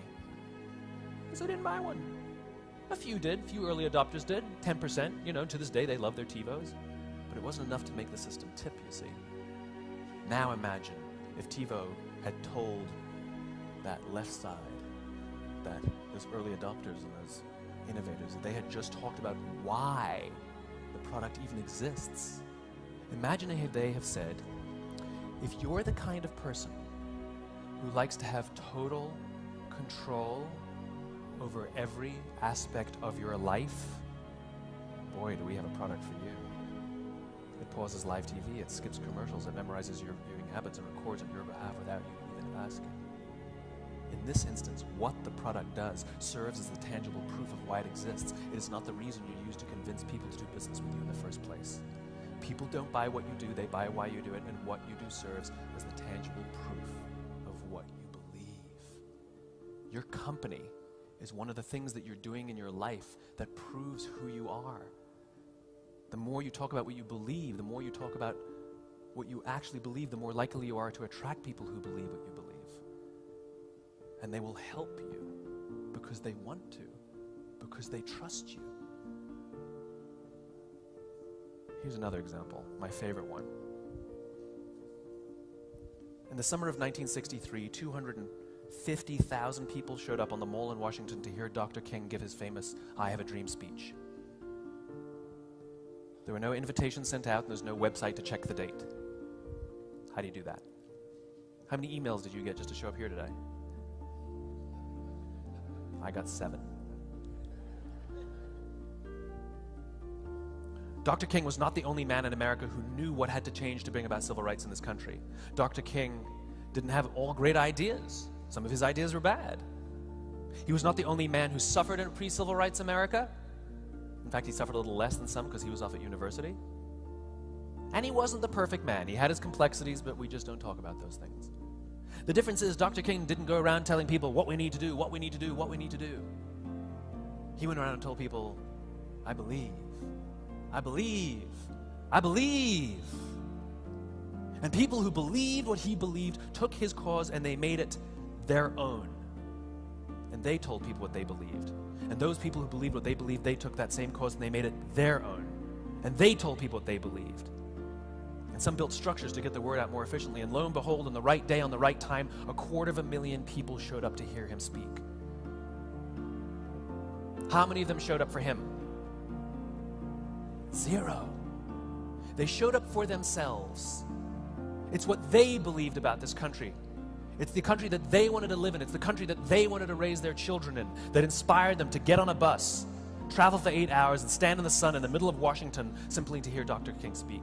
Simply coming to the rally was one of the things they did in their lives to prove what they believe. By the way, he gave the I Have a Dream speech, not the I Have a Plan speech. It's not what you do that matters, it's why you do it. You cannot change the world or build a multi-million-dollar or multi-billion-dollar business by yourself. Unscalable, remember? You and your gut, you can do very well, not scalable. The only way to really grow is to find those who believe what you believe and are willing to work with you with blood and sweat and tears to help you get there. Do you know the story of the 2 stone layers? So there's 2 stone layers, right? You go to the first one and say, how do you like your job? He says, yeah, I like my job. I've been working on this wall for as long as I can remember. The stones are heavy. The work is back-breaking. It's monotonous. I stand in the scorching hot sun all day, and I don't even know if I'm going to finish this wall in my lifetime. It's a job. It pays the bills. You go up to the second guy and say, how do you like your job? He says, I love my job. I'm building a cathedral. Sure, I've been building this wall for as long as I can remember. Sure, the stones are heavy and the work is back-breaking and I stand in the scorching hot sun all day and it's monotonous and I don't even know if I'm going to finish this wall in my lifetime, but I'm building a cathedral. What they do is exactly the same. This guy might even be a champion stone layer. The only difference is that only one of them knows why he shows up to work every day. And the guy who knows why does not see himself as any more or less important than the architect or the guy doing the stained glass windows or the landscaper. They are all contributing to building something that they believe in that's bigger than themselves. A leader is somebody who can put into words that which does not exist yet. The leader is the one who stands there and says in beautiful, crystal clear words, and he describes that cathedral that hasn't been built in words so clear that others can take that image and they can pass it on to others. Why are you working so hard? Because I believe in it. We're building a cathedral. What cathedral? Let me tell you. Are you describing your cathedral or are you just telling people the wall that you're building? The reason everybody showed up here is because together we're going to build a cathedral. We are all contributing to a world that we would rather live in. It's the leaders of this organization that are describing that world, a world in which we are in control of our own lives, a world in which we live the life that we believe we deserve. Shouldn't we all get that? It's the reason I showed up here. Here's a statistic for you. Over 90% of people go home feeling unfulfilled by their work. That's a real statistic. 90% don't feel fulfilled when they go home at the end of the day. I want to live in a world in which the vast majority of people love what they do. I want to live in a world in which the vast majority of people do business with companies that they trust and love, they work with people that they trust and love, and they go home happier because of it. People who go to work and love what they do come home happier people, and happier people treat their spouses better and they treat their kids better, and they go back to work happy the next day and they treat their colleagues better and they treat their customers better, and those people go home happier and they treat their kids better and their spouses better. It's called world peace. And it happens because of the likes of all of us. This is called scale. This is called scale. There are leaders and there are those who lead. Leaders hold a position of power or influence, but those who lead inspire us. And whether they're individuals or organizations, we follow those who lead not because we have to, but because we want to. We follow those who lead not for them, but for ourselves. This is for people who want to inspire those around them or who want to find somebody to inspire them. I can say without a doubt, you inspire me. Thank you very much. So I'm embarrassed that I have a career. I talk about things like trust and cooperation, and there should be no demand for my work. But the fact of the matter is there is demand for my work, which means that there's an opportunity. It means that trust and cooperation are not yet standard in our organizations, and yet they should be, and we know that, which is why we're looking for ways to bring those things to our organizations. So I thought I would do something a little different today. You know, when you're speaking to tens of thousands of people and you have the opportunity to share a message, of course, most rational people would say, let's go with something I've talked about lots of times and I'm really good at, but I'm not normal, so I'm going to do something completely new, and I hope this works out. There are two things that I think that great leaders need to have: empathy and perspective. And I think these things are very often forgotten. Leaders are so often so concerned about their status or their position in an organization, they actually forget their real job. And the real job of a leader is not about being in charge, it's about taking care of those in our charge. And I don't think people realize this, and I don't think people train for this. When we're junior, our only responsibility is to be good at our jobs. That's all we really have to do. And some people actually go get advanced educations so that they can be really good at their jobs, accountants or whatever, right? And you show up and you work hard, and the company will give us tons and tons of training how to do our jobs. They'll show us how to use the software. They'll send us away for a few days to get trained in whatever it is that we're doing for the company. And then they expect us to go be good at our jobs. And that's what we do. We work very hard. And if you're good at your job, they'll promote you. And at some point, you'll get promoted to a position where we're now responsible for the people who do the job we used to do, but nobody shows us how to do that. And that's why we get managers and not leaders. Because the reason our managers are micromanaging us is because they actually do know how to do the job better than us. That's what got them promoted. Really what we have to do is go through a transition. Some people make it quickly, some people make it slowly, and unfortunately some people will never make that transition at all. Which is we have to go through this transition of being responsible for the job and then turning into somebody who's now responsible for the people who are responsible for the job. And as I said before, one of the great things that is lacking in most of our companies is that they are not teaching us how to lead. And leadership is a skill like any other. It is a practicable, learnable skill. And it is something that you work on. It's like a muscle. If you practice it all the days, you will get good at it and you will become a strong leader. If you stop practicing, you will become a weak leader. Like parenting, everyone has the capacity to be a parent. Doesn't mean everybody wants to be a parent, and doesn't mean everybody should be a parent. Leadership is the same. We all have the capacity to be a leader. Doesn't mean everybody should be a leader, and it doesn't mean everybody wants to be a leader. And the reason is because it comes at great personal sacrifice. Remember, you're not in charge, you're responsible for those in your charge. That means things like when everything goes right, you have to give away all the credit. And when everything goes wrong, you have to take all the responsibility. That sucks, right?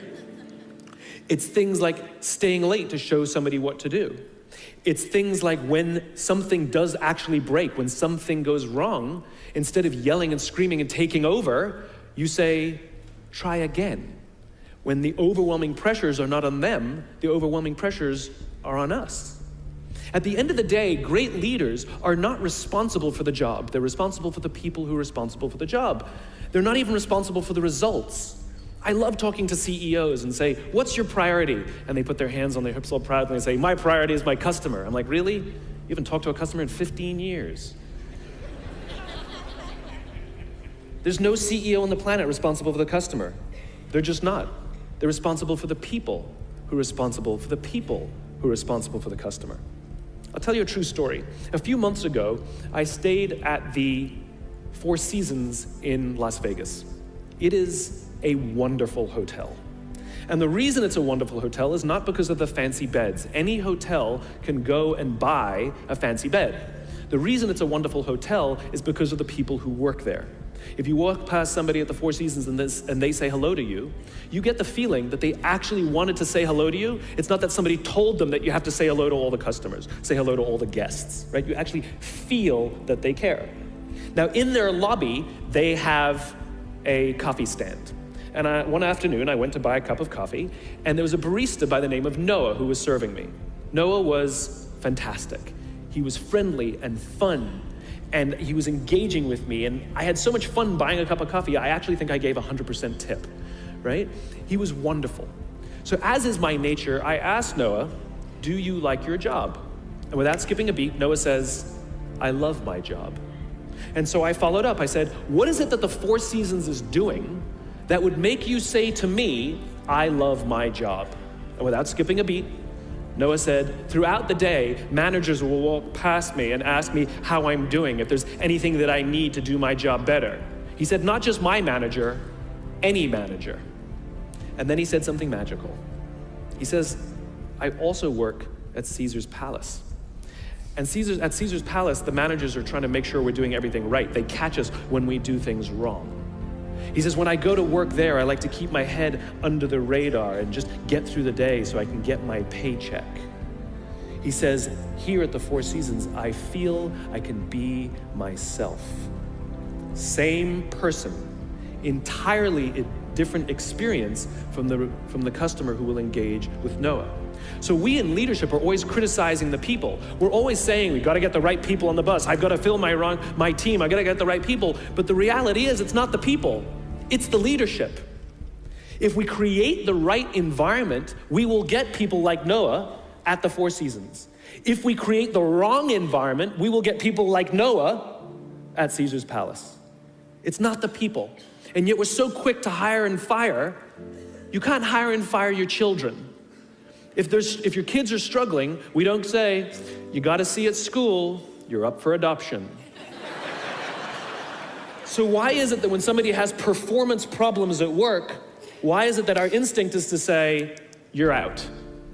We do not practice empathy. What does empathy look like? Here's the lack of empathy. This is normal in our business world. You walk into someone's office, someone walks into our office and says, your numbers have been down for the third quarter in a row. You have to pick up your numbers, otherwise I can't guarantee what the future will look like. How inspired do you think that person is to come to work the next day? Here's what empathy looks like. You walk into someone's office, someone walks into your office and says, your numbers are down for the third quarter in a row. Are you okay? I'm worried about you. What's going on? We all have performance issues. Maybe someone's kid is sick. Maybe they're having problems in their marriage. Maybe one of their parents is dying. We don't know what's going on in their lives. And of course it will affect performance at work. Empathy is being concerned about the human being, not just their output. And we have to practice empathy. And one of the groups that we are pretty bad at practicing empathy with is our young millennials. So let me show you what empathy looks like. Listening to understand, trying to understand someone's point of view and disposition. At 100% of the talks that I give or the meetings that I have, invariably, someone will raise their hand and ask about the millennial problem. Apparently, this young generation is unleadable. Apparently, they have confounded every single company in every single industry. And so now it's at the point where companies have given up and are now just asking millennials, what do you want? And so they say, we want free food and bean bags. And so now every company has free food and bean bags, and guess what? Nothing has changed. So what I thought I would do is show you what empathy looks like. How do we practice empathy with someone we don't understand? How do we practice empathy with an organization or a group that we're struggling with, right? So we have to understand that it breaks down to 4 things. I've broken it down into parenting, technology, impatience, and environment. Let's talk about parenting first. Too many millennials have grown up subject to what has been described as a failed parenting strategy. Too many of them were told as they were growing up that they were special, that they can have whatever they want just because they want it. They got medals for coming in last. They got participation medals, right? And the science on this is already good. We know that it devalues the feeling that somebody who works hard and comes in first place, and it actually makes the person who comes in last embarrassed because they know they don't deserve it. So it actually makes them feel worse. It actually doesn't help. There are a lot of kids who got into honors classes, not because they deserved it, but because their parents complained. And they got A's not because they earned them, but because the teachers didn't want to deal with the parents, right? Then those kids graduate and they start a job. And in an instant, they find out that they're not special, that you don't get anything just because you want it. You get nothing for coming in last, and your parents cannot help you get a promotion. And in an instant, their entire self-image is completely shattered. In an instant, the way they view themselves has completely changed, turned on its head.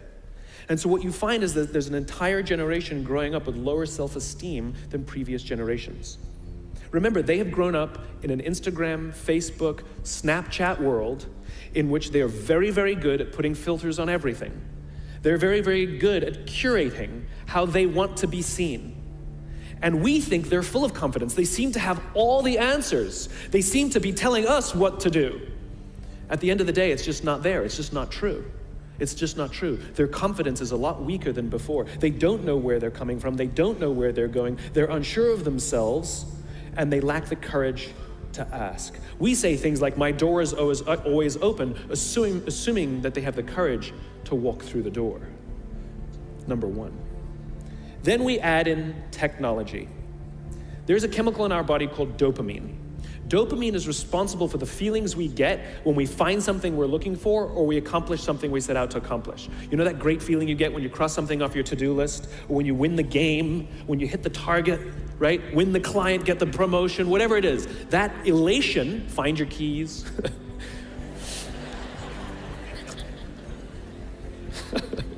That elation comes from a chemical in our body called dopamine, right? Now, other substances, other things that release dopamine include alcohol, nicotine, gambling. That's what makes us feel good when we engage with those things, and it's the root of a lot of addiction. In fact, almost every alcoholic on the planet discovered alcohol when they were teenagers. You see, when we're very, very young, the only approval we need is approval from our parents. And then as we go through adolescence, we now crave the approval of our peers. Very frustrating for our parents, very important for us. It allows us to acculturate outside of our immediate families into the larger tribe. Very, very important, right? It's a time of high stress and high anxiety, and we're supposed to learn to rely on our friends. Some people, quite by accident, discover alcohol and the numbing effects of dopamine to help them cope with the stress, and that becomes hardwired. And then for the rest of their lives, when they suffer some kind of extreme stress, they don't turn to a person, they turn to the bottle, right? Now, we also know that dopamine is released with cell phones and social media. So that bing, buzz, flash, and beep that we get from our phones that feels so good, it releases dopamine. We like getting it. Yes, we all hate all the emails, but we love the bing, right?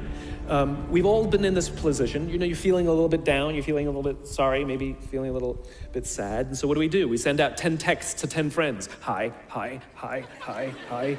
And we hope that they write back because it feels good, right? So now we have a young generation with basically unfettered access to social media and cell phones.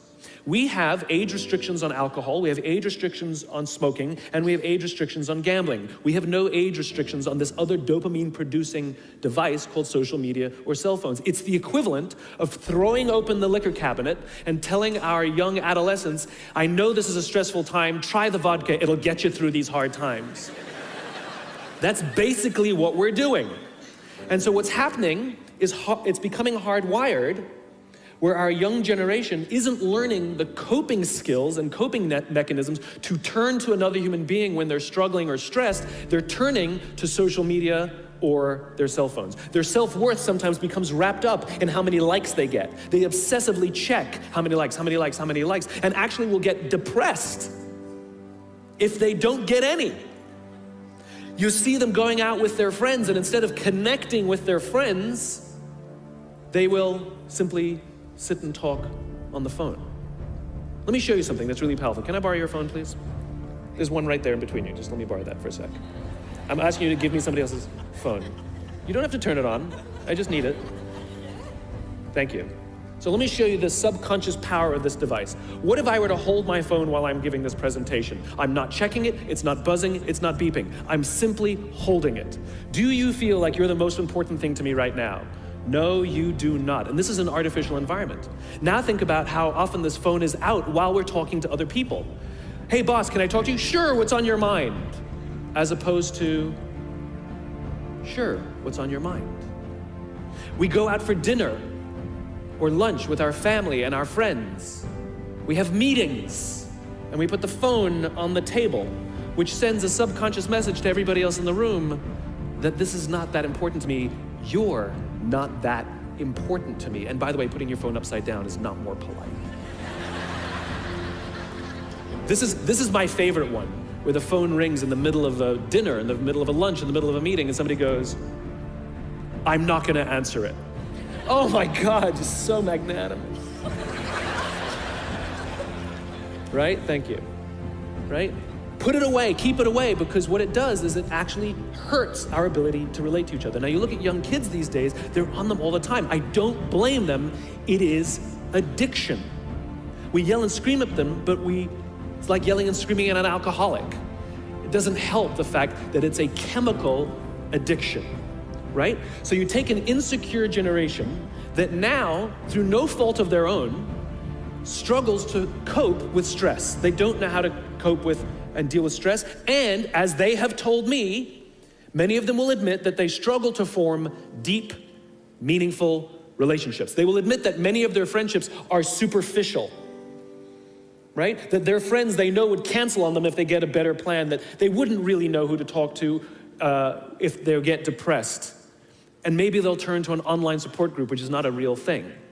It's not human, right? And we've seen the impact of this. We're starting to see rises of depression in this generation. We're starting to see a rise of suicide in this generation. We're starting to see a rise of accidental death due to drug overdose from this generation. Universities are currently dealing with an epidemic that they've never dealt with before, which is the number of kids requesting leaves of absence due to depression, right? Now, those are all extreme examples. The less extreme and more likely example is that someone will go through life just never really finding joy or fulfillment, and everything's just fine. How's your job? It's fine.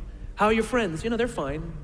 But no joy, because you just cannot, because joy, fulfillment comes from this. It comes from human interaction. We are social animals and we need it. And we have to learn to rely on our friends. And that skill is desperately lacking. So you add in the next one, impatience. This generation is often accused of being entitled. And if you've worked with any of them before, sure seems that way. But I would argue that we're misreading the tea leaves. They're not entitled, they're impatient. Again, let's practice empathy. How did they grow up? They grew up in a world of instant gratification. You want to buy something, you go on Amazon, it shows up the next day. You want to watch a movie, you don't check movie times, you just log on and download it whenever you want to watch it. Stream it, right? You want to watch a TV show, you don't wait week to week to week. You just binge watch for the weekend. In fact, if you want to get hold of somebody, you don't leave a message on their machine and wait 4 hours for them to get the message and call you back. You just text them and they'll call you, they'll get back to you literally instantaneously. Heck, if you want to go on a date, you don't even have to be like, hey, you just swipe right, you got a date. Never learned the skill set of like, what are you doing, right? You can have 4 dates in a night. In other words, everything comes instantaneously. They have falsely applied the instant gratification model to life fulfillment and career fulfillment. They want it all instantaneously. The problem is life, relationships, career are not destinations. Like, look, I found the job I love. That's not how it works. It's not a scavenger hunt. I'm looking for the job that will, no, it doesn't work that way. It's a journey. It's the same with love. It's like, I found love.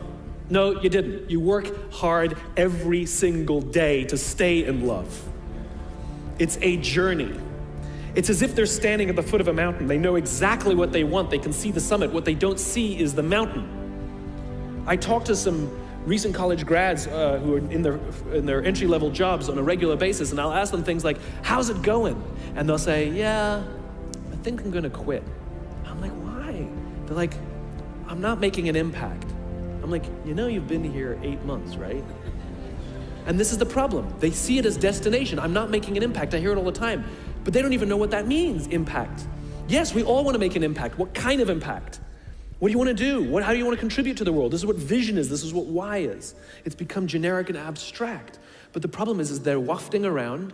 They're looking for the right, they'll go from job to job to job, hoping that the next one sticks. They go from relationship to relationship, hoping that the next one is the love that I've been looking for.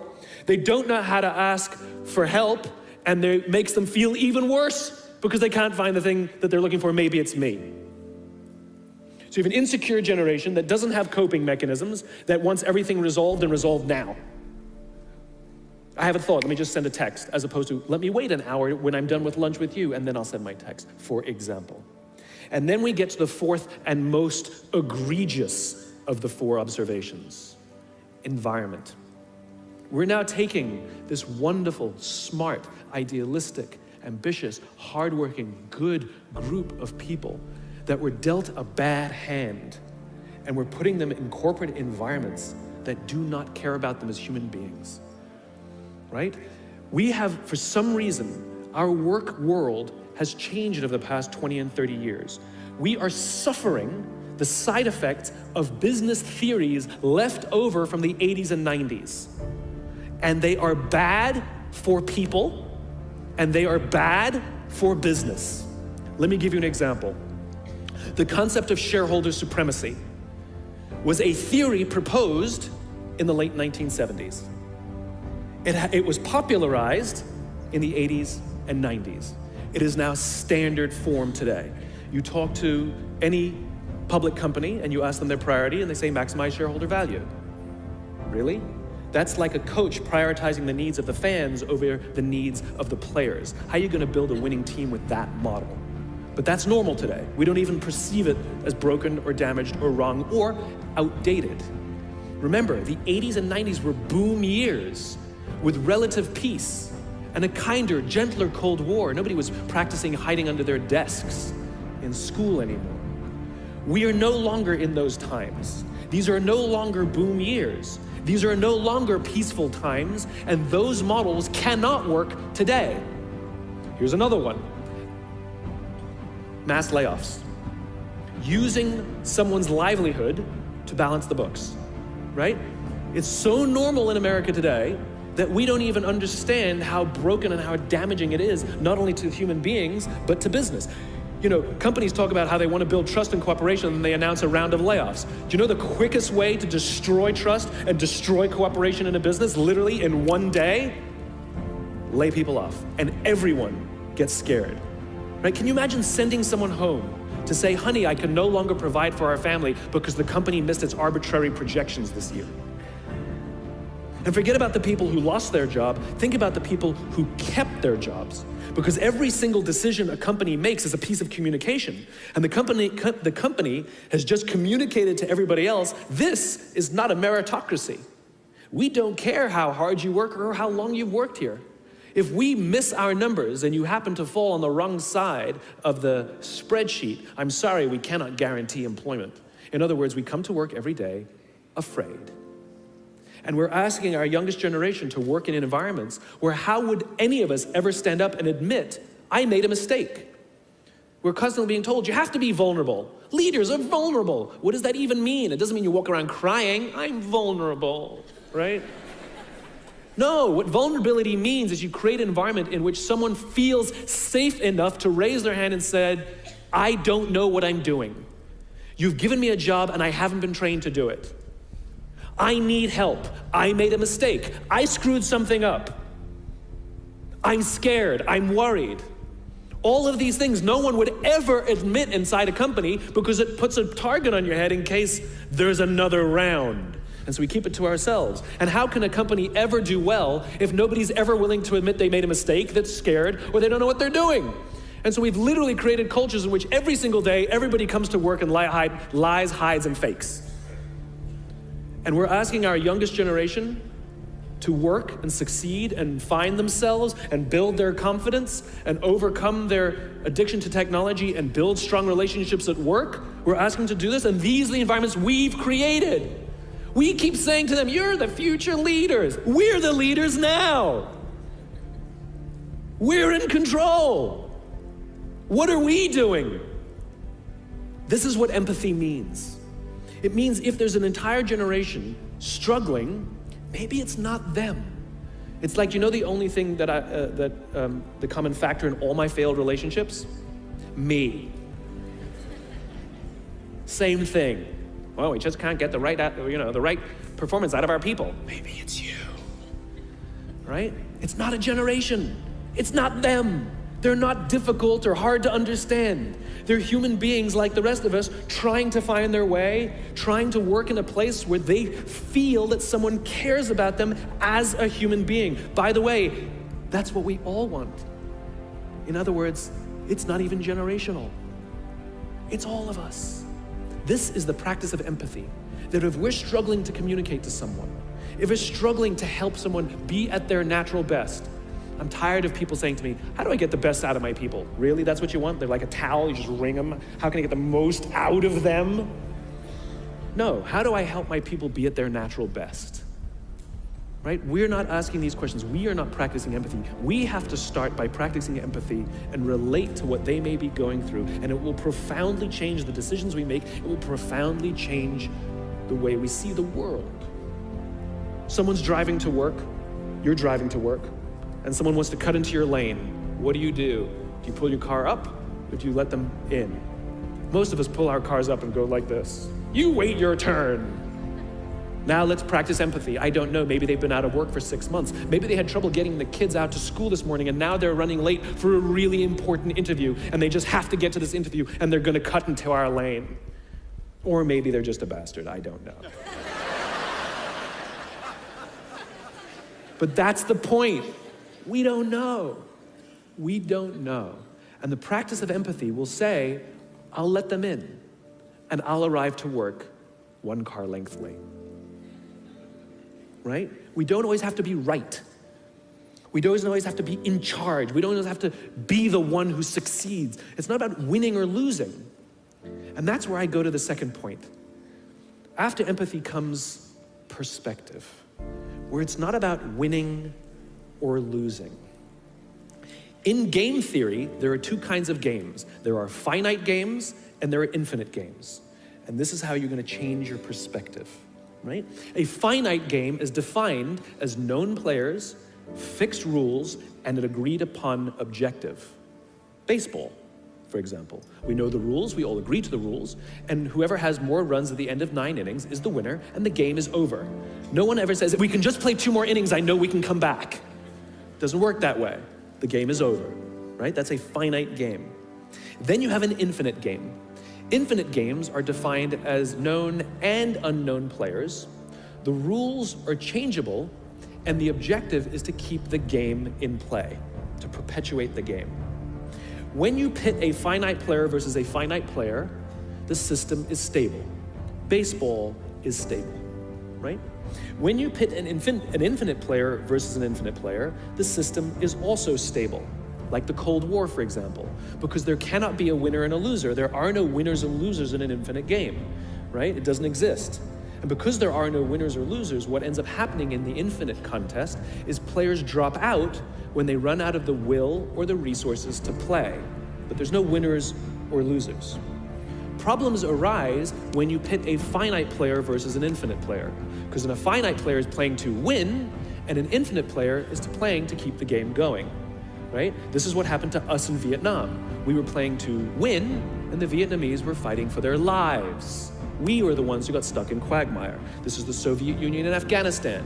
They were trying to beat the Mujahideen, and the Mujahideen would fight for as long as is necessary. Quagmire. Now let's look at business. The game of business has pre-existed or has existed long before every single company that exists on this planet today. And it will outlast every single company that exists on this planet today. There's no winning the game of business. And the reason is because we haven't agreed to the rules. I get such a kick out of this. You realize how many companies actually don't know the game they're in, right? Listen to the language that the companies use. We're trying to beat our competition. We're trying to be number 1. Did you know that we were ranked number 1? Look at the listing. Based on what criteria? Revenues, profits, market share, square footage, number of employees, based on what time frame? A quarter, a year, 5 years, 10 years, 20 years, 50 years, 100 years? I haven't agreed to those standards. How can you declare yourself the winner? How can you declare yourself number 1 where no one else in the game has agreed to the rules? It's arbitrary. There is no winning because there's no end.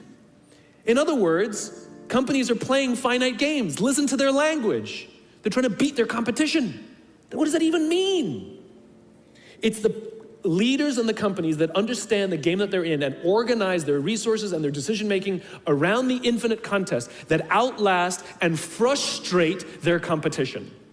All the companies that we refer to as the exceptions, Southwest Airlines, Apple Computers, Harley Davidson, they're the exception.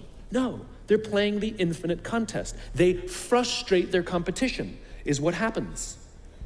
That's what happens, because they're not playing to win. Jim Senegal, the founder of Costco, which is the only real company that gives Walmart a run for its money, he says public companies are looking to succeed for the quarter. He says, we're looking for the next 50 years. You can hear him. He's playing the infinite contest. I spoke at a leadership summit for Microsoft. I also spoke at a leadership summit for Apple.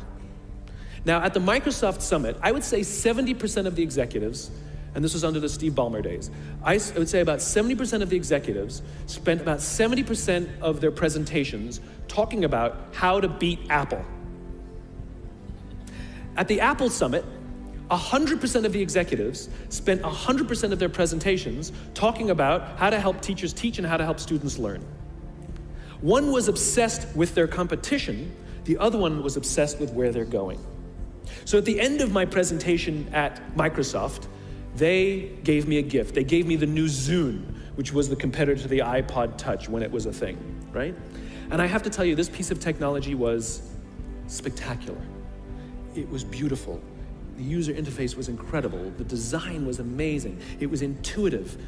It was one of the most beautiful, elegant pieces of technology I'd ever seen, right? Now, it didn't work with iTunes, which is an entirely different problem. I couldn't use it. But that's something else. I'm sitting in the back of a taxi with a senior Apple executive, sort of employee number 12 kind of guy, and I decide to stir the pot. And I turn to him and I say, you know, I spoke at a Microsoft summit and they gave me their new Zune, and I have to tell you, it is so much better than your iPod Touch.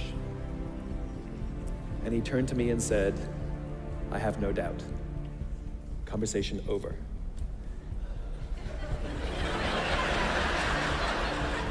Because the infinite player isn't playing to be number one every day with every product. They're playing to outlast the competition. If I had said to Microsoft, oh, I've got the new iPod Touch, it's so much better than your new Zune, they would have said, can we see it? What does it do? We have to see it. Because one is obsessed with their competition, the other is obsessed with why they do what they do, the other is obsessed with where they're going. And the reason Apple frustrates their competition is because secretly, they're not even competing against them. They're competing against themselves. And they understand that sometimes you're a little bit ahead, and sometimes you're a little bit behind. And sometimes your product is better, and sometimes you're not. But if you wake up every single morning and compete against yourself, how do I make our products better than they were yesterday? How do I take care of our customers better than we did yesterday? How do we advance our cause more efficiently, more productively than we did yesterday? How do we find new solutions to advance our calling, our cause, our purpose, our belief, our why every single day? What you'll find is over time, you will probably be ahead more often. Those who play the infinite game understand it's not about the battle, it's about the war. And they don't play to win every day. And they frustrate their competition until their competition drops out of the game. Every single bankruptcy, almost every merger and acquisition is basically a company saying we no longer have the will or the resources to continue to play, and we have no choice to either drop out of the game or merge our resources with another player so that we can stay in the game. That's what that is. And if you think about the number of bankruptcies and mergers and acquisitions, it's kind of proof that most companies don't even know the game they're in. You want to be a great leader, start with empathy. You want to be a great leader, change your perspective and play the game you're actually playing. Thank you very much. Over the next couple of days, you'll probably hear a lot about how to make better design, how to execute better, how to consider your clients or the end user when you're doing what you have to do. And I'd like to add another item to the list to consider as you sit here for the next 2 days, which is how can you help the human race? How can you help the human race, the human species, progress? I'm not joking either. This is something I think we all have to be aware of. At the end of the day, the human animal is a social animal. And our very survival depends on our ability to form communities, to form cultures. What's a community? What's a culture? It's a group of people with a common set of values and beliefs, right? What's a country? It's a group of people with a common set of values and beliefs. What's a company? It should be a group of people with a common set of values and beliefs. When we're surrounded by people who believe what we believe, something remarkable happens. Trust emerges. And make no mistake of it, trust is a feeling, a distinctly human feeling. You know, we all have friends who are total screw-ups, and yet we still trust them, right? Trust is not a checklist. Simply doing everything you say you're going to do does not mean people will inherently trust you. It just means you're reliable. We need trust, right? We need trust. When we're surrounded by people who believe what we believe and trust starts to emerge, when we trust them and they trust us, we're more willing to take risks. We're more willing to experiment, which requires failure.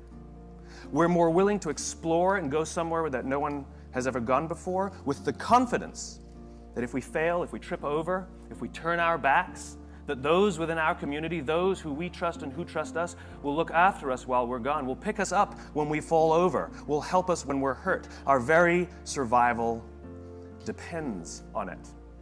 We're not good at everything. We're not good by ourselves. You know, if I send you out to go fight a saber-toothed tiger by yourself, odds are tiger 1, you 0. It's not going to go very well. But if you go out as a group, we're pretty damn amazing. And the reason is because we all have our certain strengths and we all have our certain weaknesses. And the goal is not to fix your weaknesses. The goal is to amplify your strengths and surround yourself with the people who can do what you can't do. But it's not just based on skills and application and experience. It's based on what you believe. It's based on what you believe. You see, simply being good at something and having somebody else being good at what you're no good at does not mean you will trust each other. Trust, the sense of trust comes from the sense of common values and common beliefs. I can prove it. How many of you are from New York? Okay, a bunch of you. Are you friends with everybody in New York? Why not? Why not? But when you go to Los Angeles and you meet someone from New York, you're like, hey, I'm from New York, and you're best friends. Right? And when you go to France, there you are on the Paris metro, minding your own business, and you hear an American accent behind you, and you turn around, and you say, hey, where are you from? They say, Los Angeles. You're like, hey, I'm from New York, and you're best friends. Because when you're surrounded by people who don't believe what you believe, when you're in a strange environment where you don't feel comfortable, you look for anyone who may share some of the same values and beliefs that you have, and you start to form a very real and very intense bond with them, simply because you know that they have a basic understanding of how you grew up, of the things that you care about, of the life that you live back home. Well, the same is true when we go to work. Do we want to go to work with people who understand us, who believe what we believe, who have a similar view of the world that has nothing to do with their opinions and the differences that we share? That's good. That's called diversity. That's called advantages to problem solving, which is we can all look at the same thing from a different angle and come up with solutions. What I'm talking about is why should you help each other in the first place? What are you in pursuit of? Now the question is what creates that sense of values and beliefs? What creates that sense of trust? Right? Our very human instinct. We know how to find people who believe what we believe. Our survival depends on it. We're biologically gifted with this idea. If I ask you to go out in the street and find all the people who believe what you believe, you know exactly what to do. You're going to strike up conversations. You're going to start talking to people. And either you'll have a good feeling about them or you won't. Either you'll have chemistry, whatever that means, or you don't. Sometimes it's quick, sometimes it's slow. But we know how to do it. It's called making friends, it's called dating, it's called networking. We have the innate ability to do it. The problem is it's not scalable. The problem is you're the only one who had that gut feeling. But if you know the symbols to look for, if you know how to see the things that people are doing and saying, that you can find them. If I tell you to go out on the street and find all the people wearing red hats, it's easy. There's one, there's one, there's one, there's one, there's one, there's one. They're easy to spot simply because they have a symbol. They have something that they're giving off that says something about who they are and what they believe. When you were standing on that Paris metro, that American accent that you heard was a symbol. It was a sign. You don't know these people, and yet you trust them. They will say to you, you guys have to go to this restaurant. And you'll go, okay, and you'll go to that restaurant because they told you to. Now, what if you were walking down the street and some stranger just says, hey, you got to go to this restaurant? You'd be like, crackpot, right? You're going to ignore them. This is what trust does. This is why we don't research everything. We don't need access to all information. Let's say you want to go buy a new television, right? So you do all your research, consumer reports, look it all up, right? I know what I'm going to buy, I know what I'm going to do. I'm getting the LG, it's the best on the market, can't wait to get it, right? So that's what you've decided to do this weekend. That Friday night, you go over to a friend's house, your friend, the gadget guy, the guy who has the first of everything, right? And you go to his house and you can't wait to show off and share with him what you're going to do with all your research. And you say, I'm getting the new LG. And he says, nah, man, get the Sony. It's so much better. In that one instant, either he's completely turned all of your research on its head, and you're going to have to go back and do all the research again. Is he right? Should I trust him? Should I believe him? Or you just bought a Sony. All that marketing, all that research, out the tubes, down the drain. It doesn't matter. Because the person that you trust, the person from within your community, told you that you should get the Sony, and you trust him. He knows more than you. He must be right. I trust him. I don't have to know everything. Again, you're walking down the street. You accidentally bump shoulders with somebody, and they say, where are you going? You say, oh, I'm going to Best Buy to get the new LG. They go, don't get the new LG. I know everything about this stuff. Get the Sony. Crackpot, right? You're going to ignore the person. We don't trust everyone. We trust people from within our community. But you have to know what to look for. Just as I said before, when you find the people with the red hats, every single piece of communication we make, every decision we make in our lives is a piece of communication. Every decision we make in our lives as individuals or as organizations is a piece of communication. It's our way of saying something about who we are and what we believe. This is why authenticity matters. This is why you have to say and do the things you actually believe, because the things you say and do are symbols of who you are. And we look for those symbols so we can find people who believe what we believe. Our very survival depends on it. So if you're putting out false symbols, you will attract people to those symbols, but you won't be able to form trust with them. This is what Tiger Woods did to us. He lied. He lied. He told us what he thought we wanted to hear. And it was great, and we were drawn to it. And all of us who kind of liked that idea of the sort of the good guy, were drawn to it, until we found out it was a lie. He could have been the bad boy of golf. He could have had all the same endorsements and had a fantastic career and still been hailed as one of the great athletes of our day. But he didn't. He chose to lie. Good luck forming trust again, Tiger. We don't believe you. We don't trust you. The goal of putting something out there, if you say what you believe and you do what you believe, you will attract people who believe what you believe. If you go to one of your friends and you say to one of your friends, how would you like me to dress so that you'll like me better? How would you want me to address you? How do you want me to speak so that you'll like me more? Right? Your friends are going to look at you and be like, what are you talking about? You're like, come on. What should I wear so that you'll find me more appealing? And how would you like me to speak to you so that you'll like me more? And your friends are going to tell you, just be yourself. That's why I like you. Just be yourself. Now think about what we do in industry.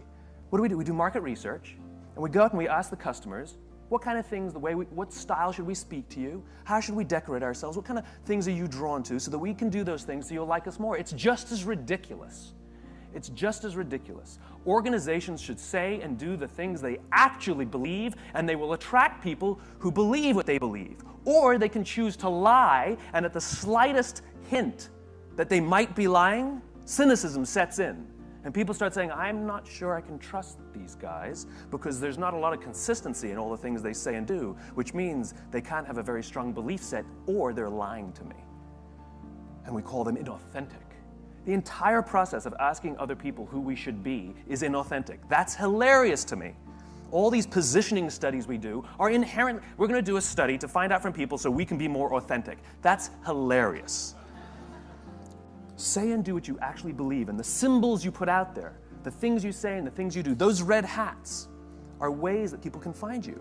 What you have the ability to do as designers is create those symbols and allow people to use those things to say something about who they are. Work for companies, work for clients, work for people who you believe what they believe. Show up and feel a part of something bigger than yourself. And your part is to put what they believe into pictures and words and symbols and graphics so that other people can use those things to say something about who they are. People put Harley-Davidson logos on their body to say something about who they are. Corporate logo. Ain't no Procter & Gamble's tattooed on anybody's arm. Because Harley means something. They stand for something. People put that tattoo on there not to tell you that they own a motorcycle. They put that tattoo there to tell you something about themselves. You ever see anybody with a Mac laptop put a sticker over that beautiful shining apple? Ain't never gonna happen. Then how will you know who I am? Do you ever see anybody with a PC break out the Windex to clean out their computer? Mac people? Have you ever seen a dirty Mac? Doesn't exist. Does not exist. Why? Because it's who I am. These are symbols we use, the companies that are crystal clear in what they believe. And they're disciplined in how they do it, and they're consistent in what they do, and everything they say and everything they do serves as a symbol of the set of values and beliefs. We use those symbols to say something about who we are. We surround ourselves with the people and the products and the brands that say something about who we are. And when we can find the people who believe what we believe, we're weirdly drawn to them because our very survival depends on it. We need it.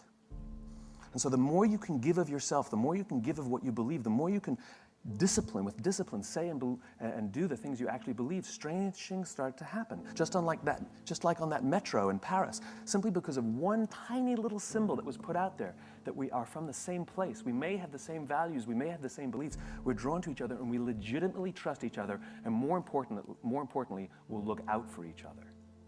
And that's the key to all of this. We go to work every day, and we sit at our computers, and we sit at our desks, and we solve problems by sending emails. Get up and go talk to somebody. It's called human interaction, and it's a beautiful, beautiful thing. I'll tell you a quick story. I was on a plane it was about a week ago, actually. It was only about a week ago. And I was coming down the aisle, and my seatmate, I guess, my companion for the next 5 hours, was already sitting down. She was in the aisle, and I had the window seat. And you know, we've all had this experience where you're the one who gets there first, and you look down and you hope that it's that one. Please, please, please, no. Praying that becomes your seatmate. I've had many fantasies about wives and girlfriends that never sat down next to me. It's better than an icebreaker, right? Hi, right? Sitting next to you. And equally, we've seen people coming down the aisle saying, please don't sit next to me, please don't sit next to me, please. No, we've all done that. Well, she ignored me entirely. So I could only assume that she was praying that I wouldn't sit next to her. I somehow think, though, she was hoping that no one would sit next to her. So you know what it's like. We've all been on planes. You travel and you go to the aisle, and custom dictates, just general politeness, that the person looks up to you and says, you sitting here? She didn't. She completely ignored me. Had her face in her book, and put my bag in the overhead compartment. She still ignored me, to the point where I actually had to say, excuse me, I'm sitting there. And she sort of begrudgingly moved aside. She didn't stand up. She begrudgingly moved her leg to the side and went, right? Like this was something she didn't expect would happen, right? So I sat down. I knew exactly what this flight was going to be like. I would have my headphones on for 5 hours, and I would ignore the person sitting next to me and be afraid every time I had to go to the bathroom. And when I'm on a plane, the pressure, I have to go more often. It's very embarrassing. And so I sit down as soon as I've gone, and I have to go immediately again. I'm going to have a bladder infection because, anyway, it's a different story. And so we got into flight. We sort of reached altitude, and the flight attendant came around to ask us if we wanted breakfast. And she came over to us and she said, would you like cereal? Would you like the omelet? She said to me. And I said, I'll have the cereal. And she turns to my sweet mate and my seatmate. That's funny. Semi-sweet. Bitter.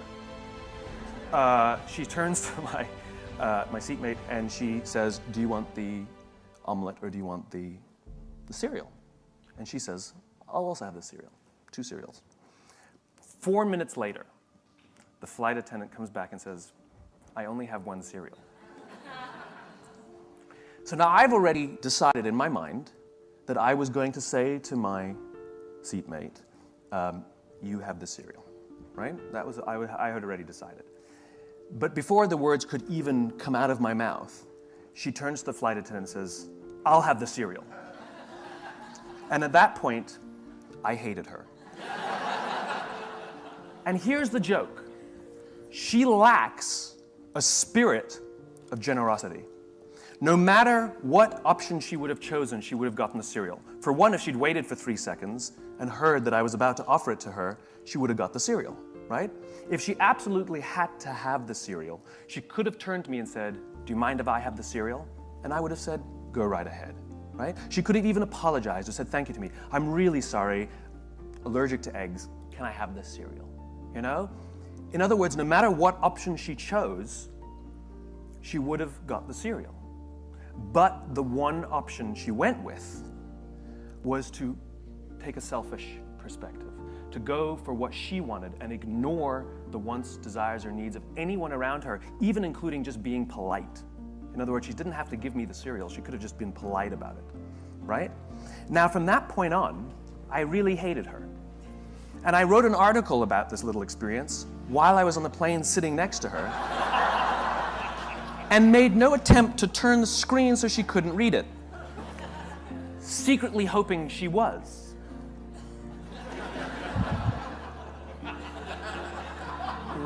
Salt and pepper hair, glasses. I'm good, thank you. And more importantly now, I had no desire to do anything for her anymore, right? Now, when we got done, when the flight landed, perhaps as a nice person, if she had just established some sort of rapport with me, just because I'm a nice guy, I would have taken her case down. Here you go, you know? But I didn't, and I wasn't going to. Or if I did, it wouldn't have been with a spirit of generosity. If I did, it would have been as a sort of a smug remark, like, there you go, I'm still nice. It would have been as a, you know, one of those deals. Or I would have done it simply as some sort of positive reinforcement to myself that despite this horrible person, I'm still a nice guy, right? No matter which one would have motivated me to take that case down, it wouldn't have been with a spirit of generosity. It would have been some sort of selfish act or some sort of aggressive act, right? It's the spirit of generosity. If we're willing to give to the person next to us, it's amazing what they'll be willing to give to us, right? And again, our very survival depends on this. We need to trust each other, and we're more willing to trust somebody who's willing to help us. I hate the whole self-help industry, right? How can you be happy? What are the 5 steps you can follow to be a millionaire? What are the 7 steps that you need to get the career that you want? You know, me, me, me, me, me, me, me, me, me. What about helping the guy next to you?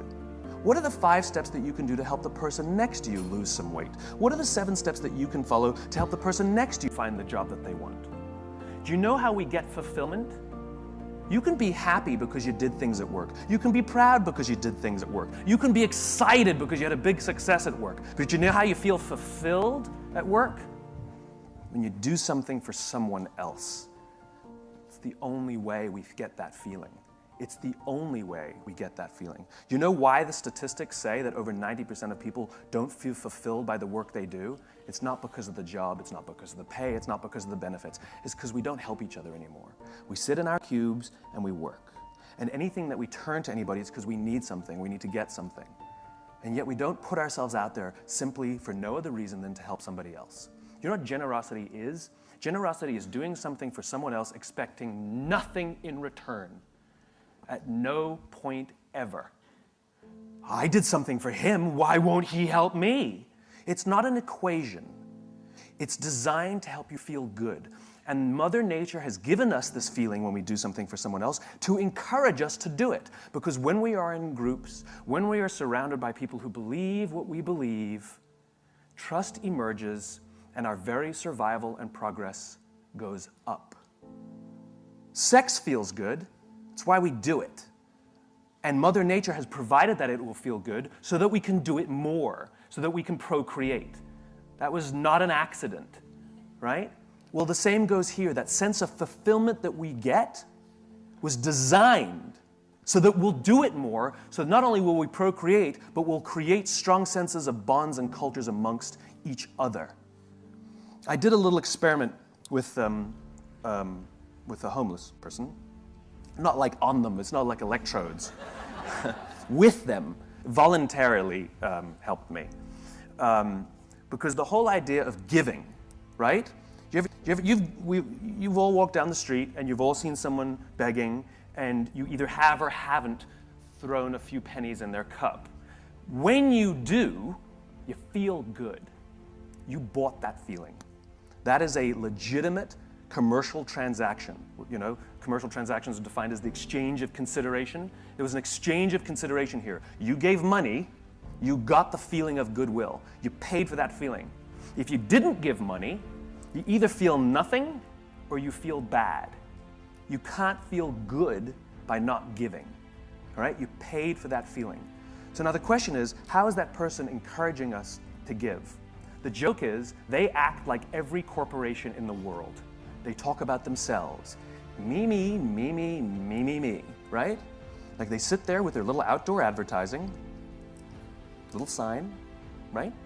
And it says, I'm homeless, I'm hungry, I got 12 kids, I'm a veteran, God bless. They got it all in there, trying to appeal to somebody, the religious vote, the veteran vote, you know, the child sympathizer, surround yourself with lots of pets, go for that one too, right? All in an attempt to get something from someone. Takers, not givers, right? All about me. Well, what do corporations do? We've added more RAM, we've added more ROM, we've added more speed. This one's number one. We're the biggest, we're the best. We've been around since 1969. We're better than them, we're faster than them. We're more efficient than that one. Me, me, me, me, me, me, me, me, me, me. And so even if we buy their product, guess what? We don't feel much. So I did this little experiment. I found a nice homeless lady on the streets of New York who's willing to help out. And I learned that with her sign, which was pretty typical, I'm homeless, I'm hungry, blah, blah, blah, she makes between $20 and $30 a day for her day's worth of work, 8 to 10 hours of sitting there selling Goodwill. 8 to 10 hours, she'll make $20 to $30. $30 is considered a good day. I changed her sign, and the new sign made her $40 in 2 hours. And then she left. It's one of the reasons she's homeless is because she's decided that she only needs $20 to $30 a day to live. If she stayed, she would have made $150. The point is she made $40 in 2 hours. What did the sign say? The sign said, if you only give once a month, please think of me next time. It has nothing to do with the taker. It has everything to do with the giver. And what are the objections people give when they don't give? I can't give to everyone. How do I know that they really need it? And so I addressed both those concerns. I know you can't give to everyone. So if you only give once a month, my cause is legitimate. I will still be here when you're ready to give. $40, 2 hours. Make it about them, not about you. The fact of the matter is 100% of customers are people. And 100% of clients are people. And 100% of employees are people. I don't care how good your product is, I don't care how good your marketing is, I don't care how good your design is. If you don't understand people, you don't understand business.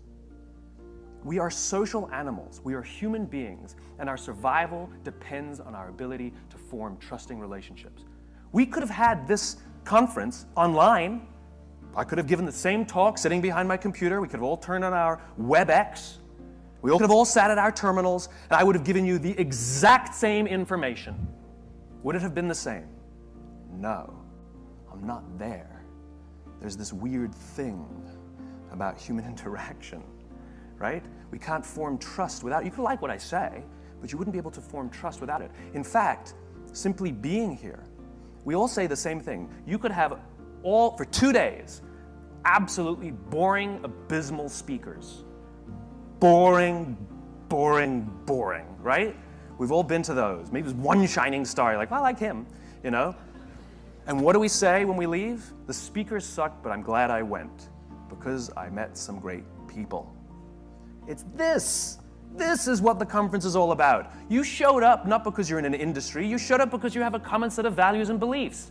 There's a million design conferences. You got to take time out of your day. You got to pay money. It's called sacrifice. It's called payment. It's called risk.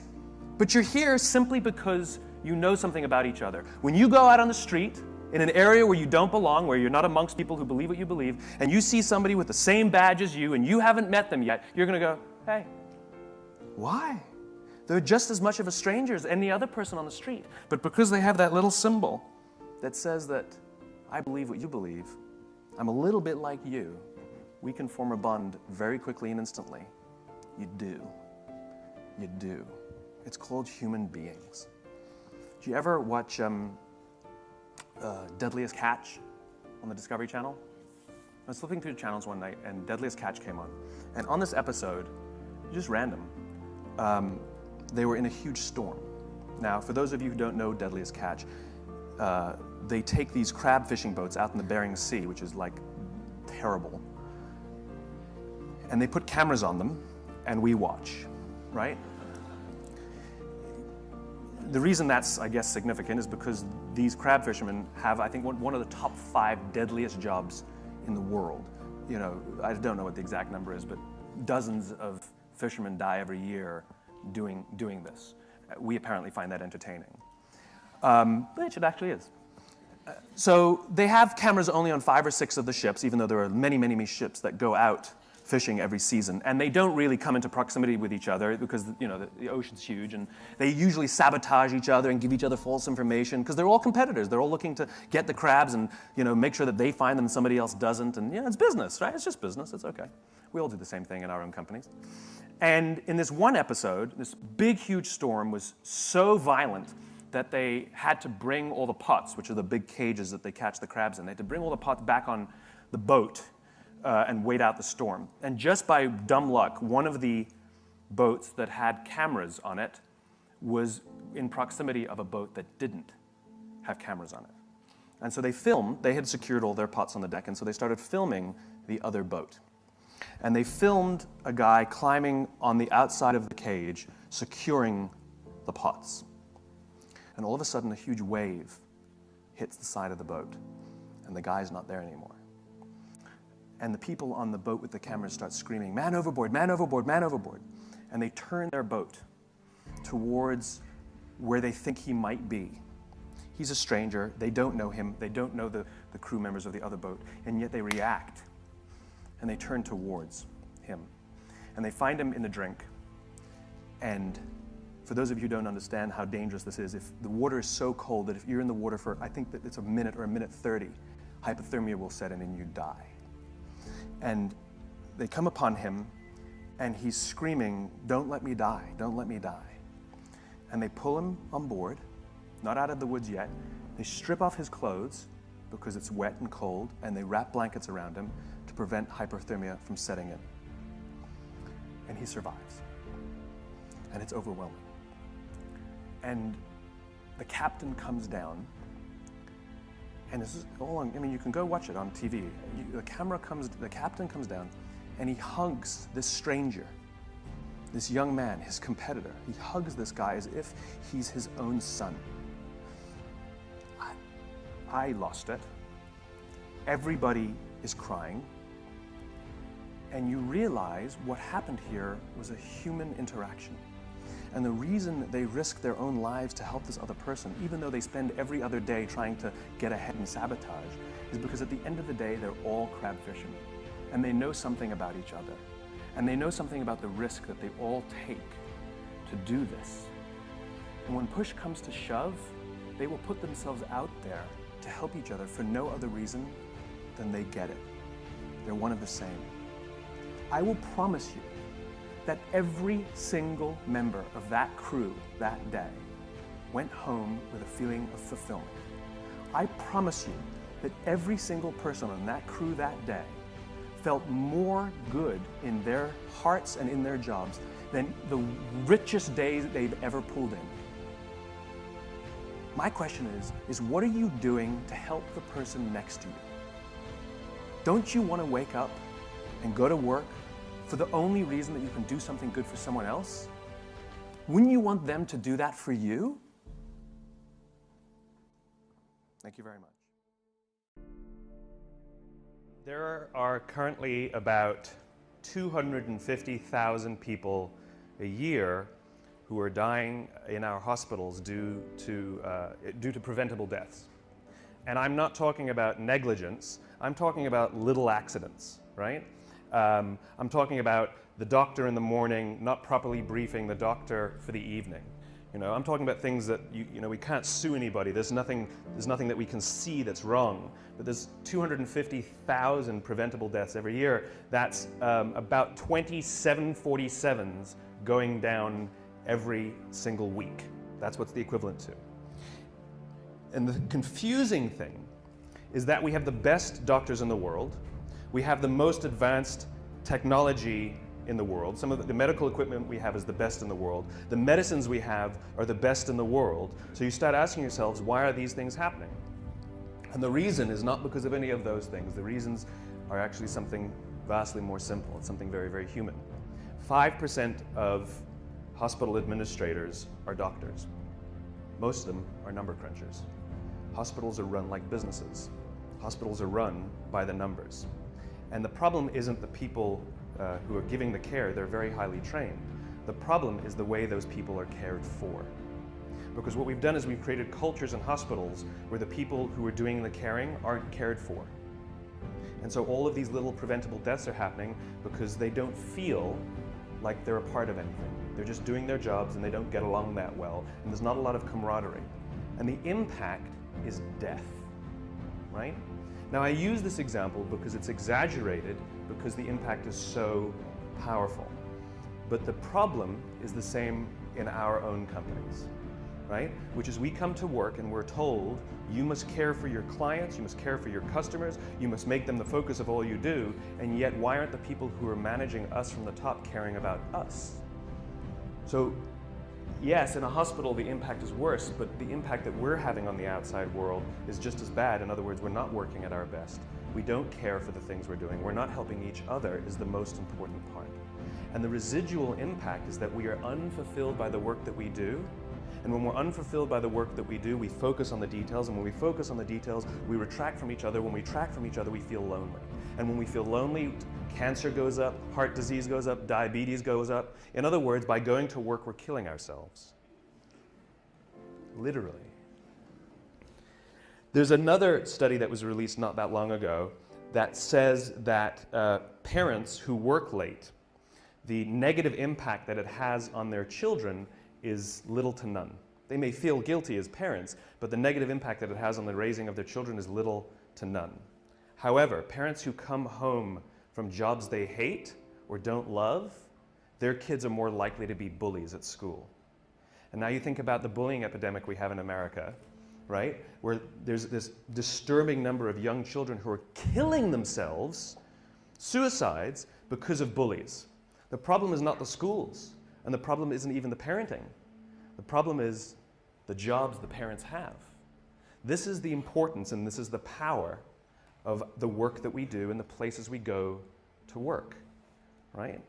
Most of us, I mean, like if you listen to the unemployment statistics, they say, you know, we're all-time high, record high, 9 to 10% unemployment, right? And people go, oh my God, that's terrible. And I hear that number and I go, well, that means 91% still have a job, right? Now, granted, we want to get that employment number up, but that means 91% are still going to work. The question is how many of them are coming home fulfilled by the work that they do, and how many of them are waking up inspired to go back to work the next day.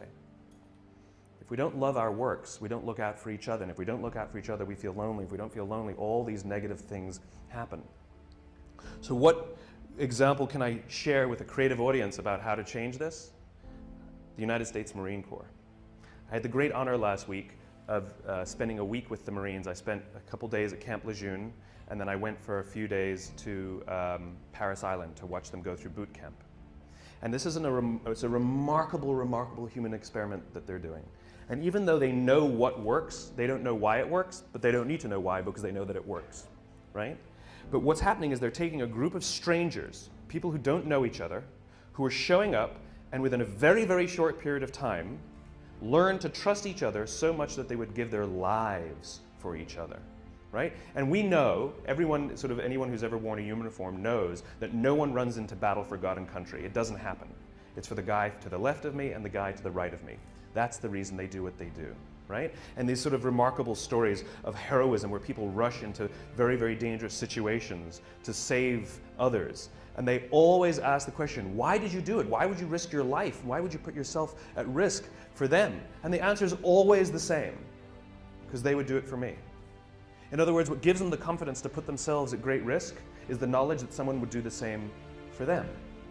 We would put ourselves at great risk for our companies if we knew that our companies would put themselves at great risk for us. But they don't. So we don't. Now, one of the things that's remarkable about the Marines, and if you go read, and you know, this is the most, I asked these young, and they're 21, 22 years old, some of these Lance Corporals, the grunts, you know, the guys, the infantry. I mean, this is the lowest of the low, the ones we actually send into battle, the front lines. And I asked them, are you misunderstood in America? And they said, yes, unanimously, they all nodded. I said, what do people think of you? And one stood up and says, they think we're baby killers. I said, how does it feel? He says, it hurts. And when I say, well, tell me a story then that captures to you what it means to be a Marine, the feeling you have of being a Marine, tell me a story that captures it. And I expected to hear stories of, I took a hit and somebody saved me, or I ran into a firefight and pulled somebody. I expected these stories of heroism.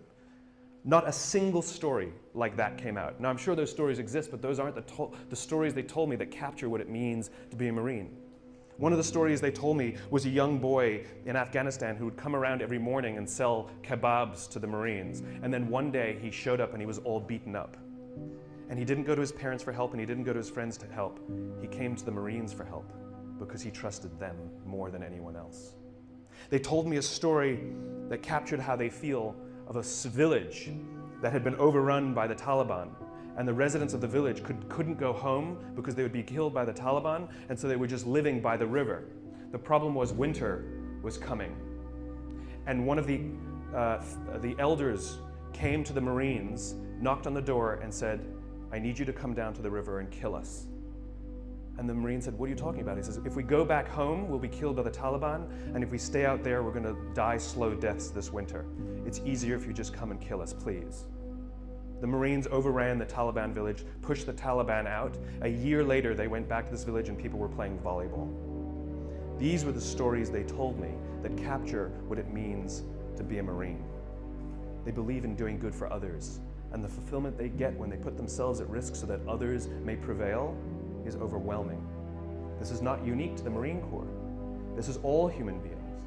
The feeling of fulfillment comes from doing something for another. The feeling from fulfillment comes from the exertion of time and energy for someone else. If you are walking to work and you throw a few pennies in a cup, and you come to work and you say to your friends, hey guys, I gave $1 to somebody homeless this morning. What are your friends going to say? Good, right? I gave $20 to somebody homeless. They'd be like, good for you, right? What if you come in the morning and you say, hey, I gave up my Saturday and I went and painted a school in the inner city? People go, whoa, cool, wow, cool. And all of a sudden, not only are they inspired to do something good themselves, but the feeling that you have persists. The amazing thing is that when we do good for others, it actually inspires others to do good for others. This is provided for us primatologically, anthropologically. It's all part of the survival of the species. You know, sex feels good so that we'll do it, so we can procreate and perpetuate the species. But we're social animals, and so we have to provide for the fact that we'll maintain strong bonds and build cultures, right? Because that's what humans do. We're cultural animals. And so when we do good for others and we look out for those in our tribe, we look out for those in our group, it actually feels good. Biologically, it releases oxytocin. This chemical that's released when you do good for others is released, and it makes you feel good. And the amazing thing is the more oxytocin you have in your body, the more you want to do good for others. The problem is we've replaced this feeling, the exertion of time and energy, with digital communications. We've replaced it with headphones. We've replaced it with money, right? Think about the invention of money, right? It used to be, money, it used to be like you go to someone's house, you cook them dinner, and the deal was they'll do the dishes. Time and energy, exchange for time and energy. And someone said, I'll give you an IOU, right? Someone says, I don't feel like doing the dishes, so I'm going to give you an IOU that I promise to do them another day, right? And that's what money is. It is the promise for future goods or services. The promise of future goods and services. In other words, we've replaced our own time and energy with promises for someone else to do it another day, right? In other words, there's no exertion of time and energy. And so the feeling people get is that I did something for you and you did nothing for me. You replaced it with a piece of paper, with an IOU, with a promise for future goods and services. The way we find fulfillment is by doing good for others. So how do the Marines do it? How do you get people to do good for others? We all know this. Intellectually, we know that it's good to do good for others, but why don't we do it then? Why don't we do it? And what the Marines learned is something that I completely did not expect. They can't just yell at these guys to help each other. That's not what happens. There's a few things that they have to do first. So we all have heard of the obstacle course, right? The Marines have a thing called the obstacle course, and this is where they build anaerobic strength and aerobic strength, muscle strength, and it's timed and all of this good stuff. They have another course called the confidence course, and it's never timed. And most of the obstacles on this course cannot be completed by yourself. They must be completed in teams. You have no choice. That's just how it's designed. And what they say is the first 2 weeks of boot camp, Everybody's there to outdo each other and prove that they're strong. Just kind of like when we start in a job, we want to show how great we are, we'll work a little harder, we'll do good work, look how good my design is, right? It's all about us and how good we are, right? But they keep putting them in situations where they can't do things by themselves, and what starts to happen very slowly, they said after about 2 weeks, they start cheering for each other. Now they get in trouble when they do, but they start cheering for each other. And then before too long, you see them organically start helping each other. And what happens is if there's one person who's weak and refuses to help the others, or even if there's one person who's strong, who's, I was the star college athlete, and they get to the end of every obstacle and they just stand there and wait for everybody to finish and they don't help each other, what starts to happen is organically the group starts to ostracize that person. Organically, they get ostracized until they learn that the only way that they will get through this thing, the only way they will survive boot camp, is if they ask for help because they have no option. The problem is, no one will help them until they're willing to help another. It's the deal we have to make. It's called vulnerability and risk. We have to take the risk to make ourselves vulnerable. Yes, you might do something for someone else and they may not do something back for you. That's the risk you run. That's the risk you run. It's not about giving everything to them and sort of huge, big, overwhelming risk. It's about little things and little things. It's like going on a date, right? It's like if I went on a date with somebody, I came home and I said, after one date I said, I'm marrying her. And people are like, what are you, nuts? I'd be like, I'm in love. They're like, but this is crazy. I'm like, oh, I know, I'm in love, She feels the same way. We both know it's nuts, right? Now you know that you're gonna be like, go on a couple more dates, right? We know instinctively that the strong bond that needs to be created first takes more than a week, right? We know that, right? But if I've been dating somebody for 7 years and we haven't, married, you'd be like, dude, what is wrong, right? In other words, we know that it takes more than 7 days and we know that it takes less than 7 years. The problem is, we don't know how long it takes. It's somewhere in the middle. All human bonds are the same. Like when you show up at work, when you show up for the first time, when you're new, don't expect that people will look out for you and they won't expect you to look out for them in 7 days. It won't happen.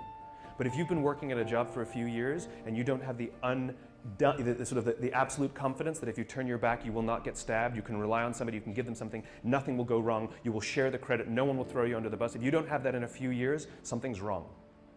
Something's wrong. I don't know how long it takes, but I know that's more than a week and I know it's less than 7 years. And the Marines fundamentally understand that before anyone is willing to put themselves out for another, they have to have self-confidence. Real self-confidence. You have to be confident in yourself and your own ability before you're willing to help another. If you're insecure at all about your own ability, it's sort of a paradox, right? How can I overcome my confidence, my self-confidence? And we all have ego issues at all times, we all do, right? But if I'm not confident in myself, I won't help another. It's a paradox because then we need someone to look out for us before we're willing to help our peers, right? This is what management is supposed to do. The drill instructors, the school, they're there, our parents, they are there for one reason and one reason only, to help us feel strong and good about ourselves. But look at the way we talk to each other. Look, a budget's been cut. And so what do you get told? I need you guys to do more with less, right? That's what we're told. Hey guys, I need you guys to do more with less. That's what we're told by our clients, by our bosses, by our parents. This is what we're told, right? That's like your parents telling you when you're young, I know you're stupid, figure it out, right? You're not as smart as the other kids. What do you want me to do? Right? It's the exact same thing. I need you to do more with less, right? What we need to be telling people is I need you to do more with what you have, right? You have capacity, you have strength, you have talent, you have ability. I need you to do more with what you have. We don't celebrate what we've got. We criticize for what we don't have. This is the responsibility of management, to take us under their wing and help us understand our own value to ourselves. Close your eyes and think back to high school. And think of that one teacher who took you under their wing and cared for you and looked after you and helped you realize that you are capable of more than you thought you were. And you probably are the person you are today in some part because of that person, right? Do you have that name? What's the name? Tell me the name. Tell me the name of the teacher. Okay, give me the name. Okay, I can point to anybody and you can tell me that name. Now tell me the names of all the other teachers you had that day. Can't remember them, can you? This is the power of those who teach us confidence. We will literally carry their names around with us for the rest of our lives. Wouldn't you want to be that person? Wouldn't you want to be the person that 20 years from now, 30 years from now, 40 years from now, I can do this exercise with somebody and they will tell me your name? This is the power of helping others realize their own strengths. This is what management and leadership is supposed to be doing. They're supposed to be caring for us and helping us realize our own value.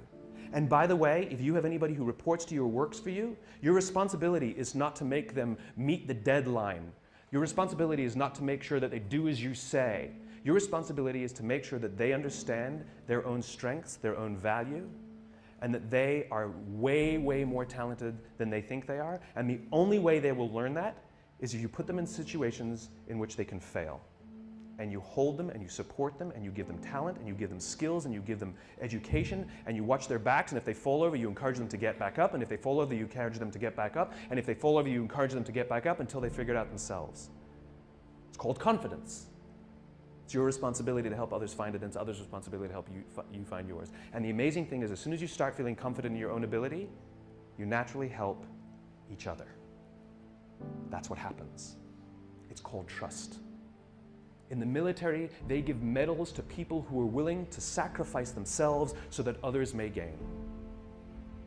In business, we are willing to give bonuses to people who will sacrifice others so that we may gain. We have it backwards.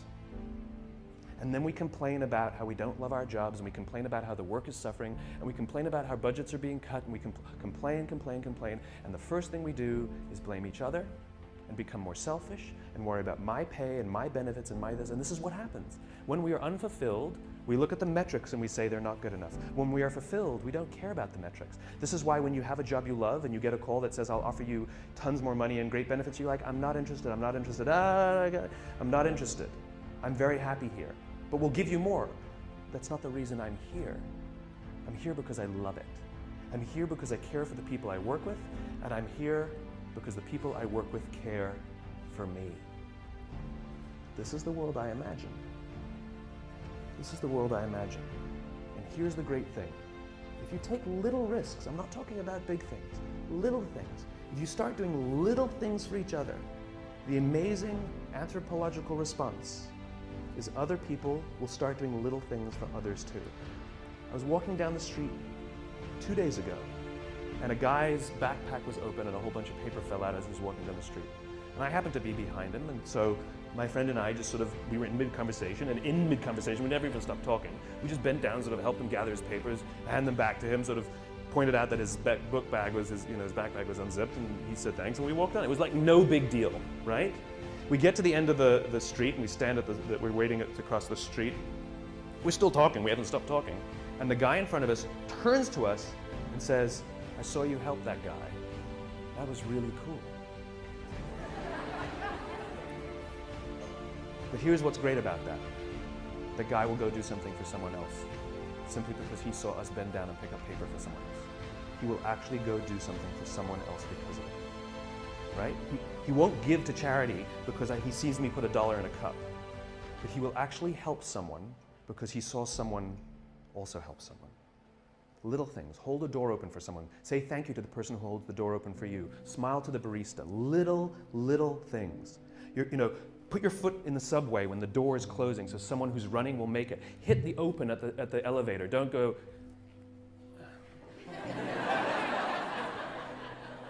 or pretend you didn't see. That's the best one.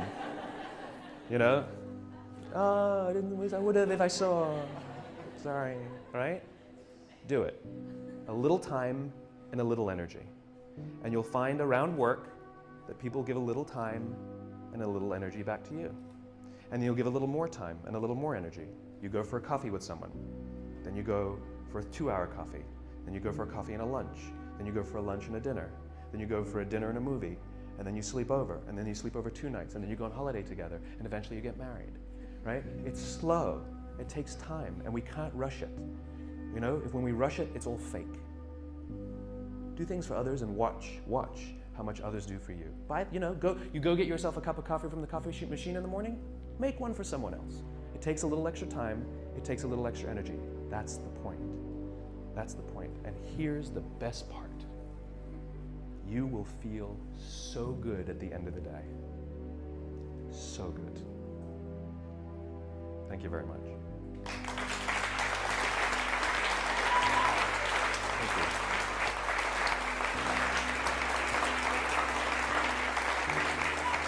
Thank you. It's a great question. How do you convince someone, sort of what are the metrics? How do you convince a skeptical audience of this trust metric? You don't. You don't, right? You can't twist anybody's arm to do something that they don't want to do.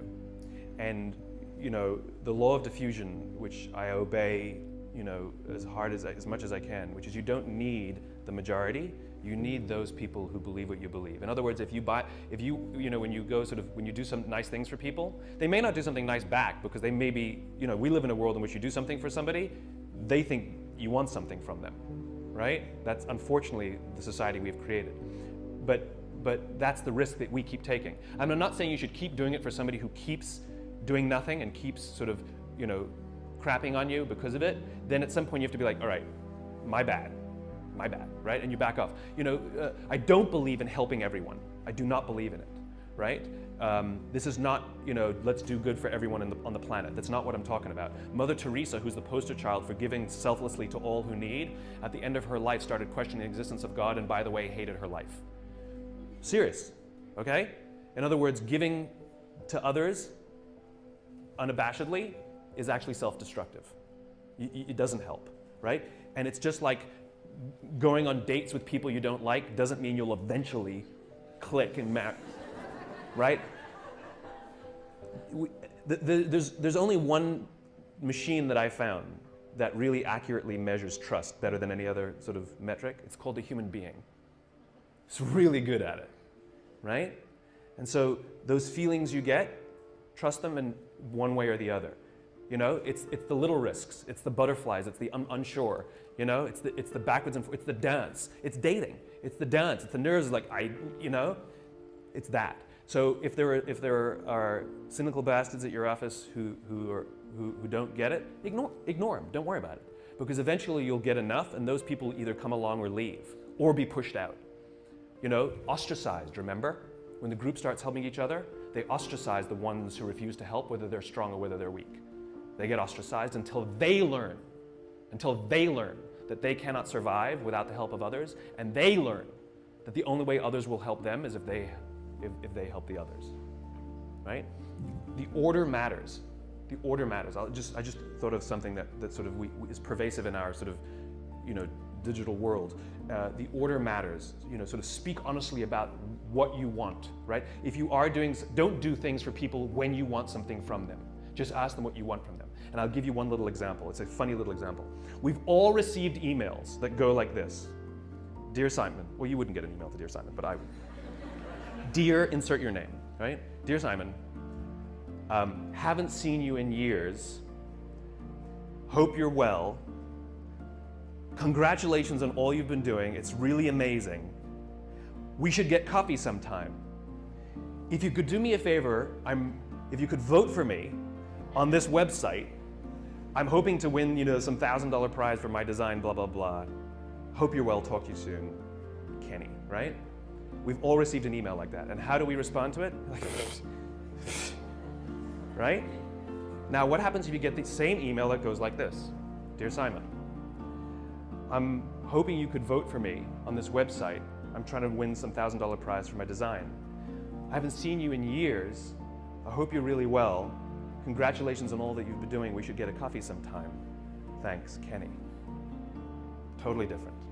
In other words, when we know why you're emailing and it comes first, it has a remarkable impact. We know that all those pleasantries are just buttering us up to get to what they want, right? But if you come right out with what you want, we're actually very grateful for the pleasantries, right? It's the same thing in human interaction. Don't give someone a cup of coffee if you need a favor back. Just ask them for the favor. It builds trust. I can't trust you every time you do something nice for me. I think you want something from me. I won't trust you. And this is what companies do to us. right? Well, we did this for you, why won't you do this for us? That's not how it works. Generosity, bending down to pick up the papers, holding the door open for someone, is expecting nothing in return, ever. You do not give. This is what happens in new business, right? New business is built on relationships, and so we build the relationship, build the relationship, build the relationship until we're comfortable to ask for the business. In other words, you were only befriending me till the point you felt that I would let down my guard and you could ask me for something. The whole time you were just waiting for that time. It doesn't work that way. If you actually want to build relationships, you build relationships without wanting anything. And that's how you build trust. You want to know why the Marines gave me this incredible access? I mean, literally, they said, Simon, anything you want to see, you got it. Anything you want to do, you got it. You can go. We went past signs that said, no observers, no civilians beyond this point. I'm like, can I take pictures? They're like, go ahead. You should see some of the pictures. They're unbelievable, right? I'm like right in there, Marines coming at me. We went out to the Crucible, and they're all like, they're like rolling in the dirt and like, going under barbed wire, and I'm like, I'm not joking either. They're like, unprecedented access that journalists would be jealous of. Do you know why they gave it to me? Because in all the time that I've been visiting with Marines and having meetings with them, I've never asked for anything. I don't want anything, and I don't have anything to sell. I just keep showing up and say, what do you need? How can I help? And at some point they said, when I called them and said, I need a little favor, because they know I haven't been waiting for the favor. It's the time now that I have a little favor. They go, absolutely, whatever you need. It's called human relationships. Companies don't do business with companies. People do business with people. Your company didn't win IBM as a client. Somebody who likes somebody said, we'll hire you. And if they didn't like you, they're just, they're playing roulette. Well, we're betting that, this will work out. Those are the weak relationships. Yes? How do you deal with the boss who's a jerk or he's not Yeah. getting it? The more we give, the more it inspires others to give. But the more selfish we are, the more others become selfish around us. And so those are organizations in which selfish behavior prevails. And so we see the residual effects, which is they make decisions that ultimately screw us. They destroy our economy because of their selfish behavior, right? We know this is what happens. Same in politics, right? And the answer is, don't worry about it.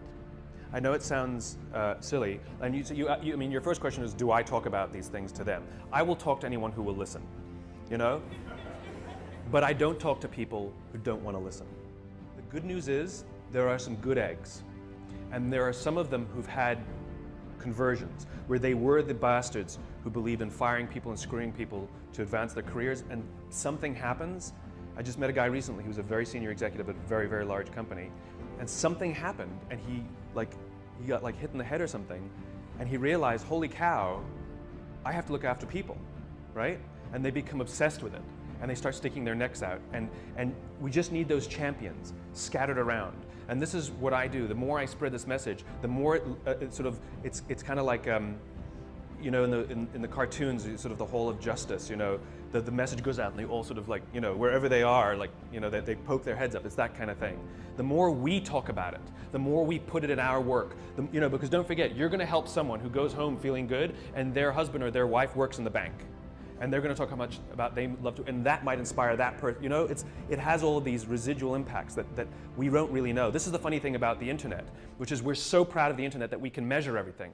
No, you can't. You can only measure one layer, right? So for example, you say, Simon, what's the impact you're having? I don't know is the answer, right? I know I know that it'll take more than a week, and I know it'll take 7 years, but I don't know when it's going to happen, and I don't know how it's going to get there, right? All I can do is do it. Right? But I have no clue how or when.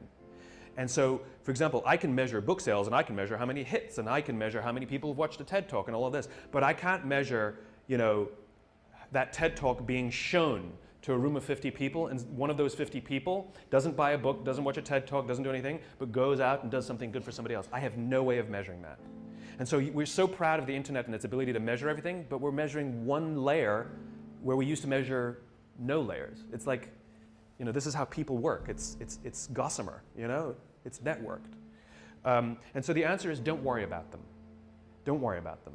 Worry about the people who you can care for, who you can give to, and when we reach a critical mass in society, it will tip, right? And if you don't believe me, the reason it is the way it is now is because it tipped the wrong way. There was no such thing as massive layoffs as business strategy prior to in the 1980s. It just wasn't done. It was done here and there, but it wasn't strategy. The idea of using layoffs to balance the books is a relatively new phenomenon that came for the increase of selfishness in the Gordon Gekko greed is good 1980s boom, right? This was also the same exact period, the 1980s, where the theory of shareholder value was put forward, right? Because they had all of these people buying large companies and installing professional managers to run the companies that they bought, that they invested in, and they had a problem, which is those professional managers were paid for by the company, and those professional managers cared for the employees and the customers. And so the investors said, how do we protect our investments? We've got an idea. We're going to give them equity in the company and bonus them based on the performance, right? And so the shift happened where the CEOs started caring more about the investors and stopped caring about the customers and the employees. Those were theories introduced by some Harvard professor in the 1980s. We can push it back the other way, right? We can push it back the other way. But we just have to, and there was just the other day, which company was it? One of the large banks where the shareholder, Citibank. Yeah, Citibank. The shareholders voted, majority shareholders voted against a fat pay package. That's unprecedented. It has never happened, even in hard times, even when the company's doing this, the shareholders it's just sort of a cursory thing where they approve the $15 million bonus for the CEO. They voted against it.